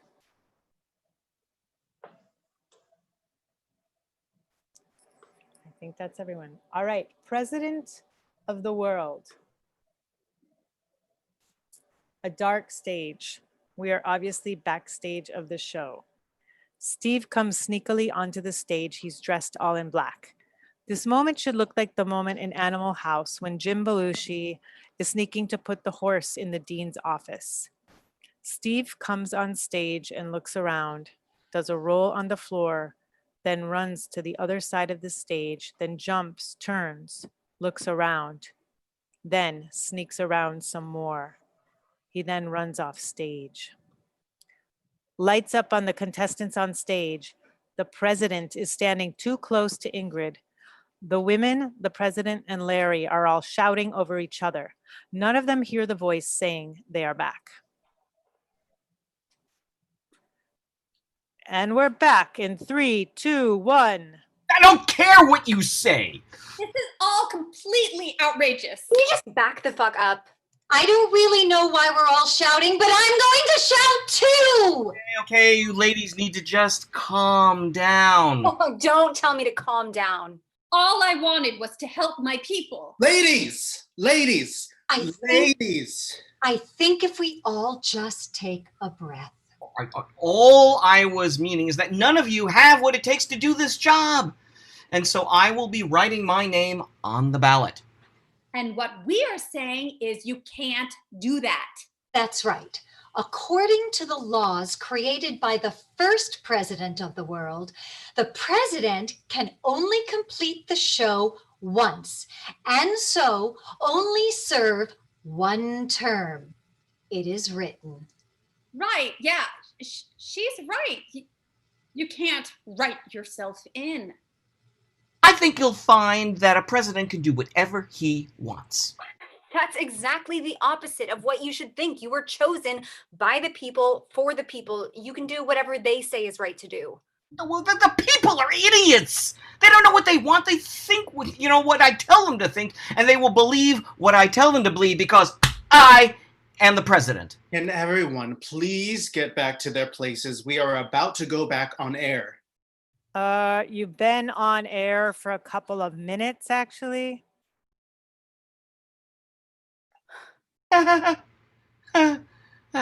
Well, folks, wasn't that just a bit of improv to see how the contestants can handle things?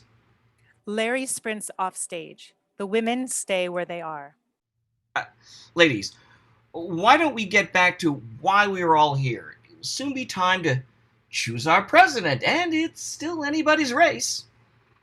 Meaning you too. If that's what the people want, then yes. Nobody wants that. I don't understand what you're talking about. Suddenly the lights of the studio go out. Larry comes running on stage. He bangs into things as he enters. What the hell is going on? Larry! Larry! Yeah, oh, shit. What the fuck is happening? I keep banging into things. And not with you, you fucking idiot! What is going on with the lights? They've gone out. I can see that. Why? Why have they gone out? I'm not sure. Maybe someone forgot to pay the bill? Over the loudspeaker. No, it was me.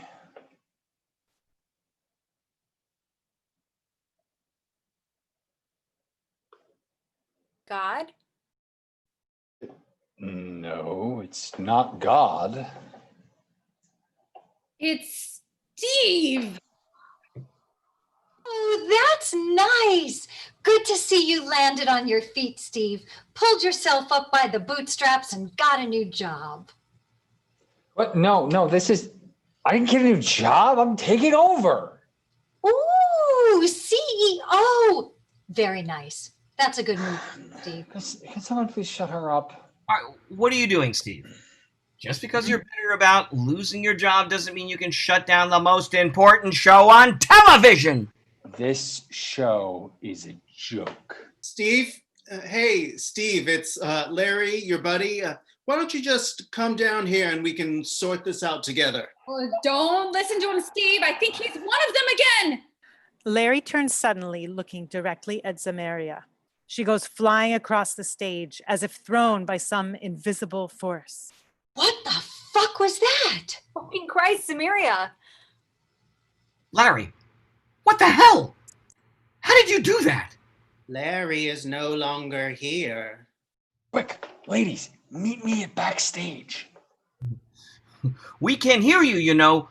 Larry, please, just do your job and stop this idiot. The president walks over to Larry. While he does this, the women sneak off stage. When the president gets to Larry, Larry grabs him by the throat. Larry continues to speak in a robotic alien voice from now on. We are not happy with you, Tim. You failed this world. You will no longer rule our world. But it isn't your world. It's the people's. Silly earthling. It's all worlds are our worlds. Larry throws the president across the stage. Larry looks around and sees that the women are no longer on stage. He screams and runs off stage. Backstage, Steve is waiting for the women. They arrive. They are helping Zamaria walk. You got away. Zamaria's hurt pretty bad. I'm fine, just a little banged up, nothing I can't handle. You need a nice cup of tea, dear. Let me see if I can find that assistant. What's his name? Oh, Larry. No. No, it's fine. I'm fine, Steve. What's the plan? Well, you remember I told you they have weaknesses? Yes, but after seeing them take over Larry and the president, and now Larry throwing Zamaria across the room with his mind, I'm starting to think that their weakness might not be big enough to take them down. I mean, you're not wrong, but we're gonna have to try anyway. We can't live in a world run by aliens. I don't know. Are they really that bad?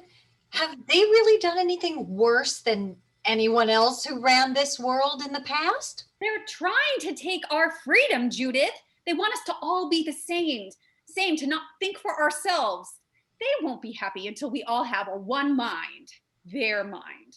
They have to be stopped. Oh, well, I'm sad to hear you think that, Zamaria. I thought you would be better than that. I guess we were wrong about you. Wait, we? She's one of them. Steve and Ingrid try to jump on Judith, but she manages to run off stage before they get her. So they can just become any of us? That's what I've been trying to tell you. But like anyone? Yes, but once they're inside someone, they can be killed. That is their weakness. But how? I don't want to kill any humans. Oh yeah, no, it literally goes against my religion to kill anyone. No, you don't have to kill any humans. If the aliens are inside a human host, then the only way to kill them is tequila. Tequila?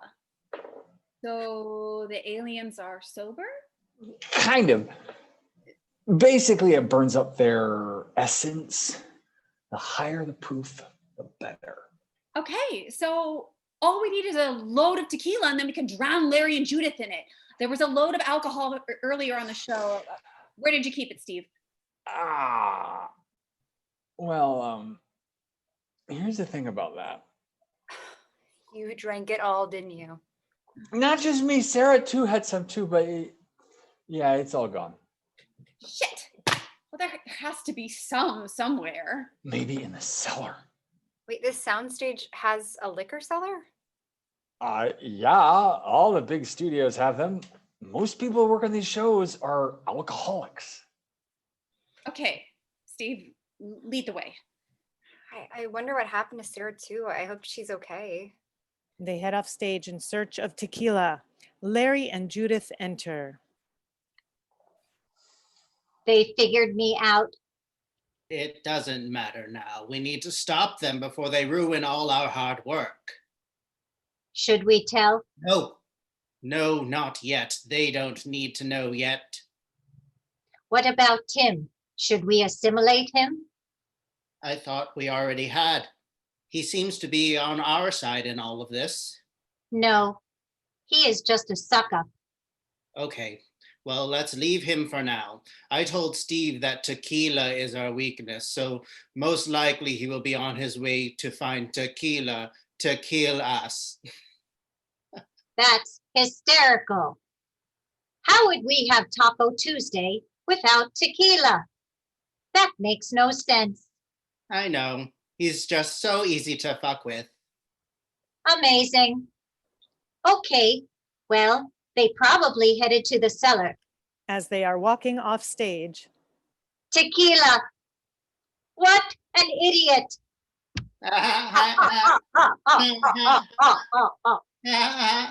The cellar. It looks like a pretty normal room. A few cases of liquor, beer, and wine are placed around the room. It looks dusty. Zamaria is sitting on a case of beer. Ingrid is checking Zamaria's injuries. Steve is looking through cases. Gin, more gin. God, why is there so much gin? Fuck gin. What? Who said that?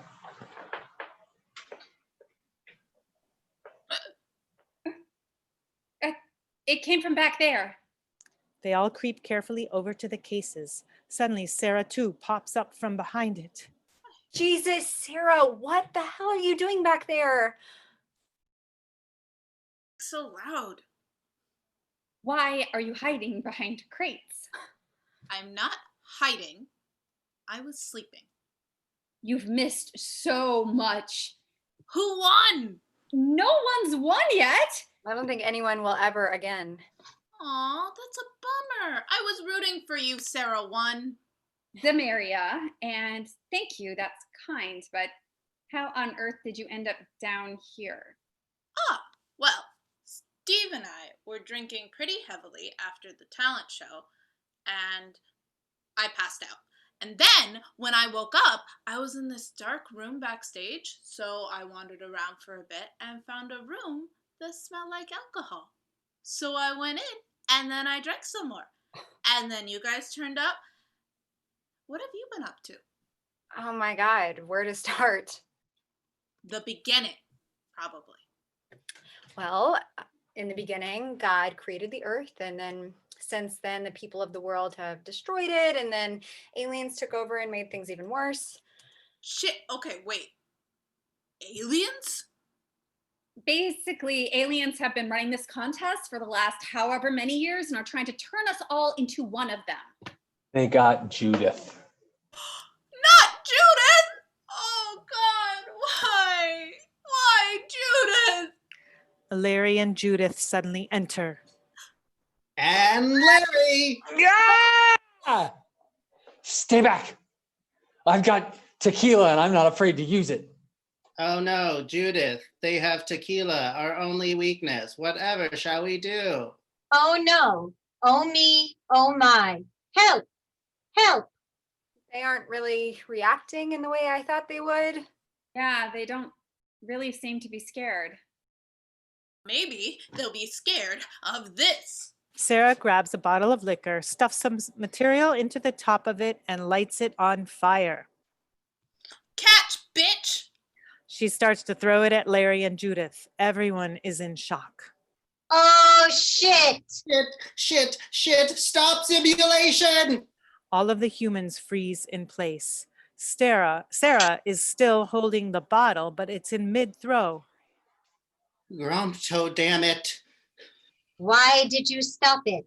Because they would have fucking killed us and probably the rest of the ship. Gary won't be happy with you. He says not to stop the simulation for anything. I know what he says, Rimwalks, but that was insane. Who would have thought that little human would do something so crazy? She's from New Jersey. Didn't you read the package on them? They're nuts. So should I just scrap this one then, Hipstock? Yeah, we're gonna have to start again. Grumpto, I was really starting to enjoy this character. It took them ages to figure out who I was. The point is for them not to figure it out. I did better than you. Whatever. Where's Tim? We already got to him. We wiped his mind and put him back on his starting mark. Great. Let's get to these guys and get on with it before Gary figures out how badly we fucked up. You fucked up. I'm doing fine. We would have died, Rimwalks. Maybe you would have. They start to drag the women and Steve off the stage. People come on stage and move the crates off, changing the set over to the President of the World set. After a while, the lights go down. When the lights come up again, the audience is cheering, lights flashing. Steve enters. Oh, thank you.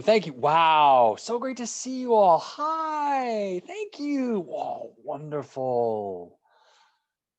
He stops center stage. Thank you. And welcome to the most fabulous, most outrageous show on television. That's right. You know its name. Who's Your President? As you probably all know, every 4 years, we pick a new president of the world from a carefully selected group of people. This year, we have a fantastic group. I heard one was even a nun from Norway. Wow. I know. Fantastic. And we might even have a special guest contestant or two. Who knows? Anything can happen when we're picking the next president of the world. Blackout. End of play. Yay! Thank you guys. That was so good. Wow. Oh my gosh, Olivia. Oh my gosh. I was laughing so hard. I love it. It's crazy. It's wild. It's like that 1970s like sketch comedy style that's like camp and funny and satire. And I'm living for it. Actors, you were great. You were great. Loved it. Yeah, oh my gosh, we're kind of going over time, so I'm gonna rush you off and bring David Cece on with all of his actors to talk about his play. David, are you there? David, can you hear me? Are you guys there to introduce yourselves, talk about it, and we're a little over time, so let's get going. Okay. I'm Dave Cece, and this is the first scene of a new musical with the working title Kaleidoscope. The story takes place in 1967 in South Wales and eventually in London. The characters you'll meet tonight are the residents of Dyffryn, a small fictional village of coal mining and fishing families, a place that has definitely not been affected by the societal upheavals of the 1960s. And I'll just say thanks to everyone involved and not go through the list of names, and we'll just have our actors and stage directions reader introduce themselves and the characters they're going to play. Hi, I'm Elizabeth Remar. I'm playing Carrie, Welsh 20 to 30s, intelligent, aware of news and politics, outwardly friendly but secretive, a closet Welsh nationalist. Ooh. I'm Jasmine Speece, and I'm playing Blodwyn, Welsh 20s, hardworking, more serious than fun, questions authority and the status quo, fledgling feminist. It is 1967. Hi, I'm Elizabeth Tasicki, and I'm playing Rowena, female, Welsh, 50 to 60s, quiet but tough, a bit exhausted with life. Hi, I'm George Pappas. I'm playing the fisherman, male, Welsh, 30s, quick-witted, relies on his snarky sense of humor to make friends and meet women. Hi, my name is Spencer Aist. I'm playing Minor, Welsh, 30s, strong, not the sharpest tool in the shed, good-hearted, can't be bothered with news or politics, provincial. Hi, I'm Perrin Pomato. I'm playing the vicar. I am Welsh and English, 40s, earnest, respectful, educated, still a bit of an outsider in his village. Hi, I'm David Michael Kirby, and I'm playing Broderick, Welsh, 50s, fisherman, widowered, empathetic, the unofficial mayor of the village, and generally optimistic. I'm Chris Rothbauer. I'm playing Daniel. I'm male, Welsh, early 20s, extrovert, self-confident, helpful, bit of a ladies' man, and rebellious side. Hey. And is Ren there? Ren, yes. And I'm playing Mr. Brown, Gavin, Reese, and I will be reading the stage directions. Woohoo. Thanks to all, and I will get out of the way and take it away.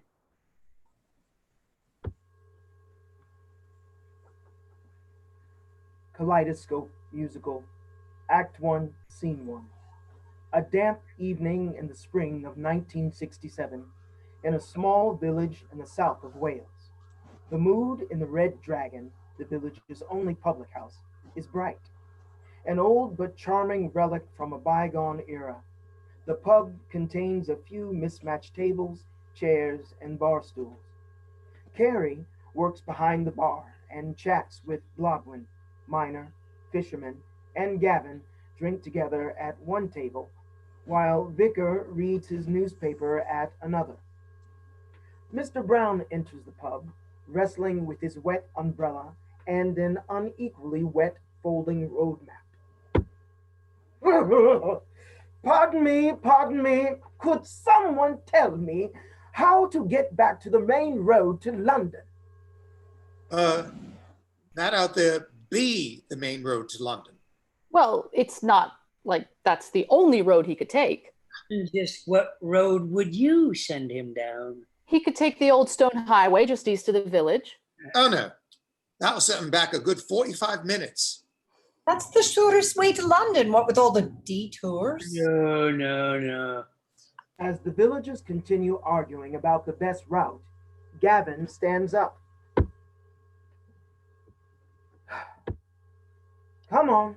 I'm on my way back to Rowena. I'll show you how to get back to this new civilization of a sort. Cheers. Gavin and Mr. Brown exit. The pub settles down again. Old Stone Highway might as well be sending him to the moon. Perhaps you could get a job with the Americans then. Eh? The Americans are fixing to send a man to the moon in a rocket to outer space. Never mind. Broderick, Rees, and Daniel enter and shake off the rain. What do you have, Broderick? Pints for me and the boys would be just the thing on a night as grand as this. Vicar looks up from his newspaper as Carrie pours and serves their pints. Grand? But the BBC said we're to have rain for the next 3 days. Oh, the BBC said. And what if we do? That's water from the sky is a splash of life-giving nectar from the gods. You mean from God? Him too. And who's to say God isn't a her? That there's a deep theological question, Vicar. Aye, Vicar, what do you say to that? Well, the Bible says there is God and the Father, and Jesus Christ, his only begotten Son. There, you see? Well, there's nothing in the Bible about the Holy Ghost being a man, though, is there? She's got you there, Vicar. Yeah, I know a few women who could pass for ghosts. Oh, spooky, eh? Yeah. It's more like they seem to turn invisible whenever I come around. Well, there's still the matter of why tonight is so grand. Well, as unaccustomed as I am to public philosophizing, let me just say that any night here with me boys and you lot is a grand night indeed. For we live in the grandest place on God's green earth. I'll have to stop you there, Broderick. From my experience, the earth is much more black than it is green. As it is more blue for me. Up-tempo Welsh music begins. You're both right, of course. We all see the world in our own ways, but let me assure you, it matters not if it's green or black or blue. All is well in this land, in this country o' mine. All is well, I should know, I can tell. All is well in the stars, come the rain or the shine. Lucky me, lucky us, I can tell. Lucky me, lucky us, I can tell.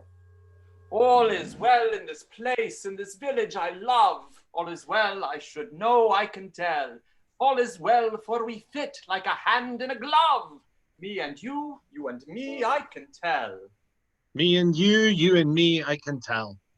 And I know that the world is wide, and the parts that we play may be small, but each one of us still has a role, so, me friends, we must always stand tall. Walking down the lane through the green to me house, there are times when I wonder aloud, when the Englishmen came and they took what was ours, where was God, fast asleep on some cloud?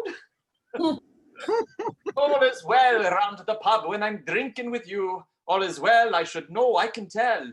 All is well around the hearth where the fire is true. No regrets, no complaints, all is well.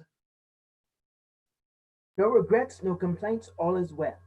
No regrets, no complaints, all is well. Music ends. Broderick takes his pint and joins Vicar at a table. Daniel pulls Rees aside. This is it. Where are you scheming? Not scheming. Planning and carving. You're not tonight? You and... Oh, come here, you. I just watched that. Oh, right. Don't want to mess up that now, do we? Well, if Da weren't spot on, this is the grandest of nights. Well, it's not like she said yes or nothing, but we have been speaking a fair bit about what we'd like to be doing with our lives. You know, the future. So, here goes. You weren't planning to... Carrie. Daniel. Ludwin. Daniel. Would you be wanting another pint then?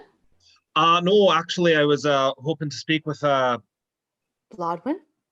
Aye. Aye.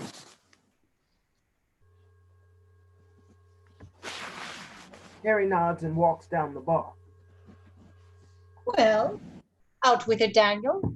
But if this is about another trip to the cinema in Swansea, I've already told you that me mom didn't take kindly to me being that far away without a chaperone. Moderate tempo music begins. This ain't about the cinema. It's not about your mum. Then what is it about? It's more about the two of us and just how far we've come. Go on then. It's time for me to say to you, I love you every day. It's true. Well, thank you very much for sharing it with the entire village. Not that we didn't already know. I need you in my life, sweet girl. I need it more than air. And if you take the spoon I carved, you'll never have a care. It's time for me to say to you, I love you every day. It's true. Well, let's have it then. Where is this love spoon? Daniel opens his coat and pulls out an ornately carved wooden spoon. Oh, dear God, Daniel, it's gorgeous. The villagers get up and start to crowd around to get a better look. Reese does his best to give Daniel some room.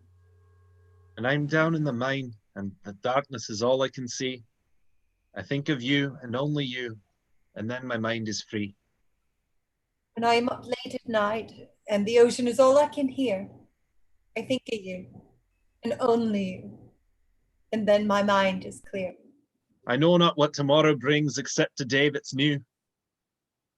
I know not what the future holds, except I'm holding you. It's time for me to say to you, I love you every day. It's true. It's time for me to say to you, when our day comes, I'll say, I do. Music ends. Blodwyn accepts the spoon, stands up on her tiptoes, and kisses Daniel. The pub erupts in cheers, toasts, and hugs.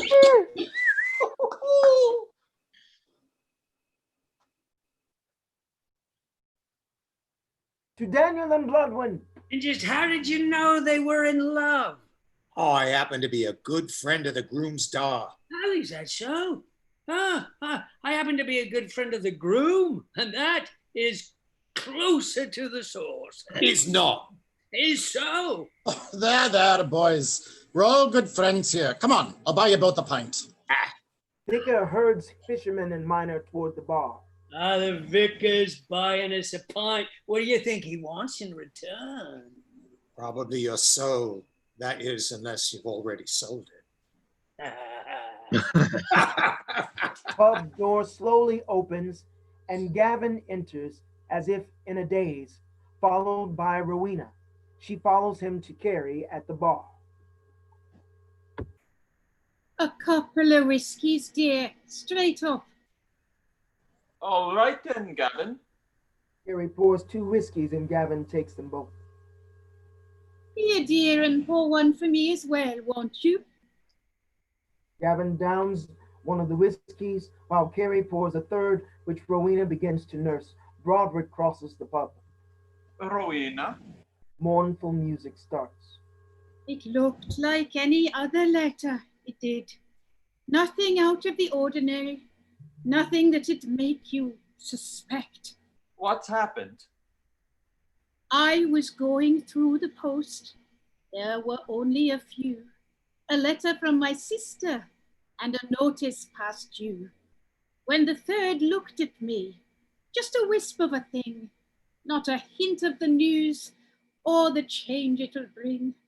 How could something so small and so easy to send, how could something so innocent be the start of the end? What end? Gavin opened it up and he started to read. Well, his face turned to ash and he only said, deed.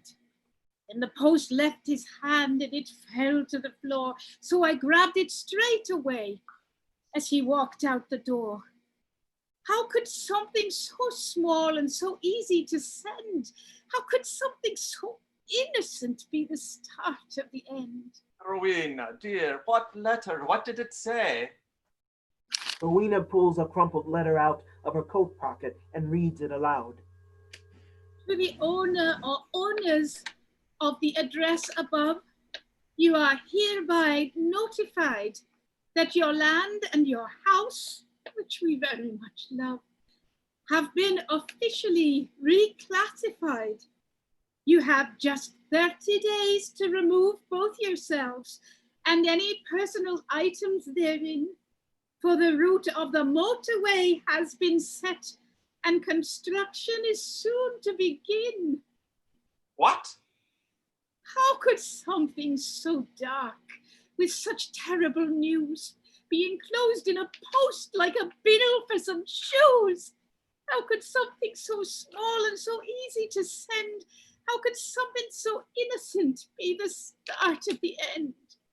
Rowena hands the letter to Broderick, who quickly scans it. What motorway? Why your house? Who set the route? Why haven't we heard of this before? There must be some mistake. There is no mistake. This is a compulsory purchase order from the government. So they should go to Cardiff and take this up with the authorities. Not the Welsh government, the British government. Ah. Well, don't worry, you two. We'll all pitch in and help you move. Help them move? Why should they have to move? Who decided that? Aye, who indeed? Does the letter say anything about challenging the order? No. What about our MP? Couldn't he help? And who's to say our MP isn't a she? I don't even know who our MP is. Hughes, isn't it? Terry Hughes? He's been dead 5 years. Not Terry Hughes, Michael Hughes. No relation. Is that right, Vicar? Well, I don't know if Terry and Michael Hughes are related, but I would have said our MP is Jones. Perhaps Albert or Alfred or something. Yeah, Alfred Jones. Yes, that's right. I believe I voted for him last go round. Well, if you voted for him, it's certain I voted against him. Broderick, what can be done? Well, it seems to me Gavin needs to speak with this Alfred Jones and explain the situation. Get him to change the route. By the look of things, I don't think Gavin will be making any trips to you. And I'll be needing to stay home to look after him. Don't fret, Rowena. I'm sure someone here can spare the time to see him on your behalf. Broderick looks around the pub. I've got me shift at the mine. As do I. And I've got dozens of traps to check and nets to mend. I'd love to, but I can't very well close the pub nor leave it unattended. Me mum needs me at home tomorrow. And I'm to visit the sick at the sanitarium in Nottage. Think it's up to you, son. Me? But what about the boat? You and I were to start overhauling the engine first thing in the morning. I'll manage on my own. The good Lord knows I did that for years before you came aboard. All right, if you can spare me, I'll go. I'll be fine, and you'll be doing them a great service. Gavin approaches Reese and silently shakes his hand. Rowena follows suit. Thank you, Reese. You're a good man. Rowena takes Gavin's arm and walks him toward the door. They exit. Now, does anyone know where this Alfred Jones has an office around here?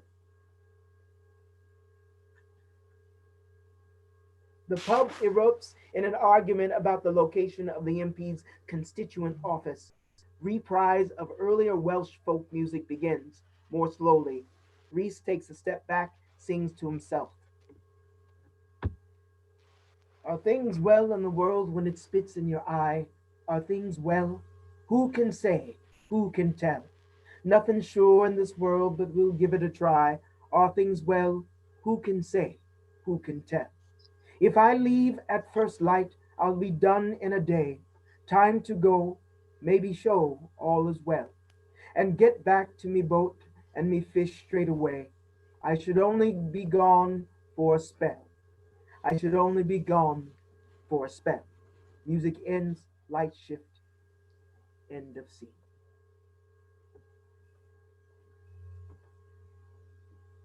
Great job, everybody. Yes, great work. Oh my gosh, actors. I cannot do accents like that. That's insane. You guys are so good. Beautiful work, David, and great work, everyone. Actors and writers, and can everyone just come back on and give us a big hoorah, as we say goodbye. Mike, if you have anything last minute to say, Alex, before we say goodbye. Hoorah. Great job. Give it up for all of our writers and actors for Virtual Volume 124. As we always say at the end of every volume Virtual 124 is officially closed. But if you want to participate in Volume 125 on September 14th, afterwards, you can sign up for the following writers. Actually, one of them is out there watching us on his TV. Mr. Benny D is coming back. He's watching us on the big screen. Hey, Betty. Eric Mead will be back. For the first time ever, Kieran Anthony will be writing for us. Kieran's right. Yay. Maura Kelly will be writing. Natalie Nikki Farrow. And our vicar with the liquor, Aaron Pomato, will be back with us writing again. So feel free to sign up. One other thing I want to remind you guys, writer, it is 1 month away from the deadline, September 25th. If you want to participate in the Faces of America Volume number 2, which is our monologue festival, we're having submissions right now. I have to say, PGE people, monologues are coming in and I don't know any of the names. So I want more PGE people writing monologues. You can write up to 2 monologues. They're 2 minutes long.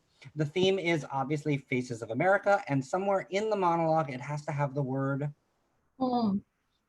Because we are a home for artists, the PGE. Yes, we are. There was my little tie in there. We are a home for artists. So remember, you don't have to be at every event. You don't have to be with us all the time, but whenever you need us, come on home. Huge thank you guys for everybody to come out. We'll see you hopefully at another event. Remember, are at the PGE. And a huge thank you to Alex Castro at the YouTube, giving it up for Alex out there. Woo, woo. And again, a huge thank you all the way from Texas to David for hosting with us. If you notice, each volume we have had different hosts. What we've been trying to do is bring our writers into the mix, just to let you know that they are also voices as well as words. That being said, hope to see you all on the YouTube on the next event. Bye, YouTube. Everybody wave bye to YouTube. Bye. Bye. Bye.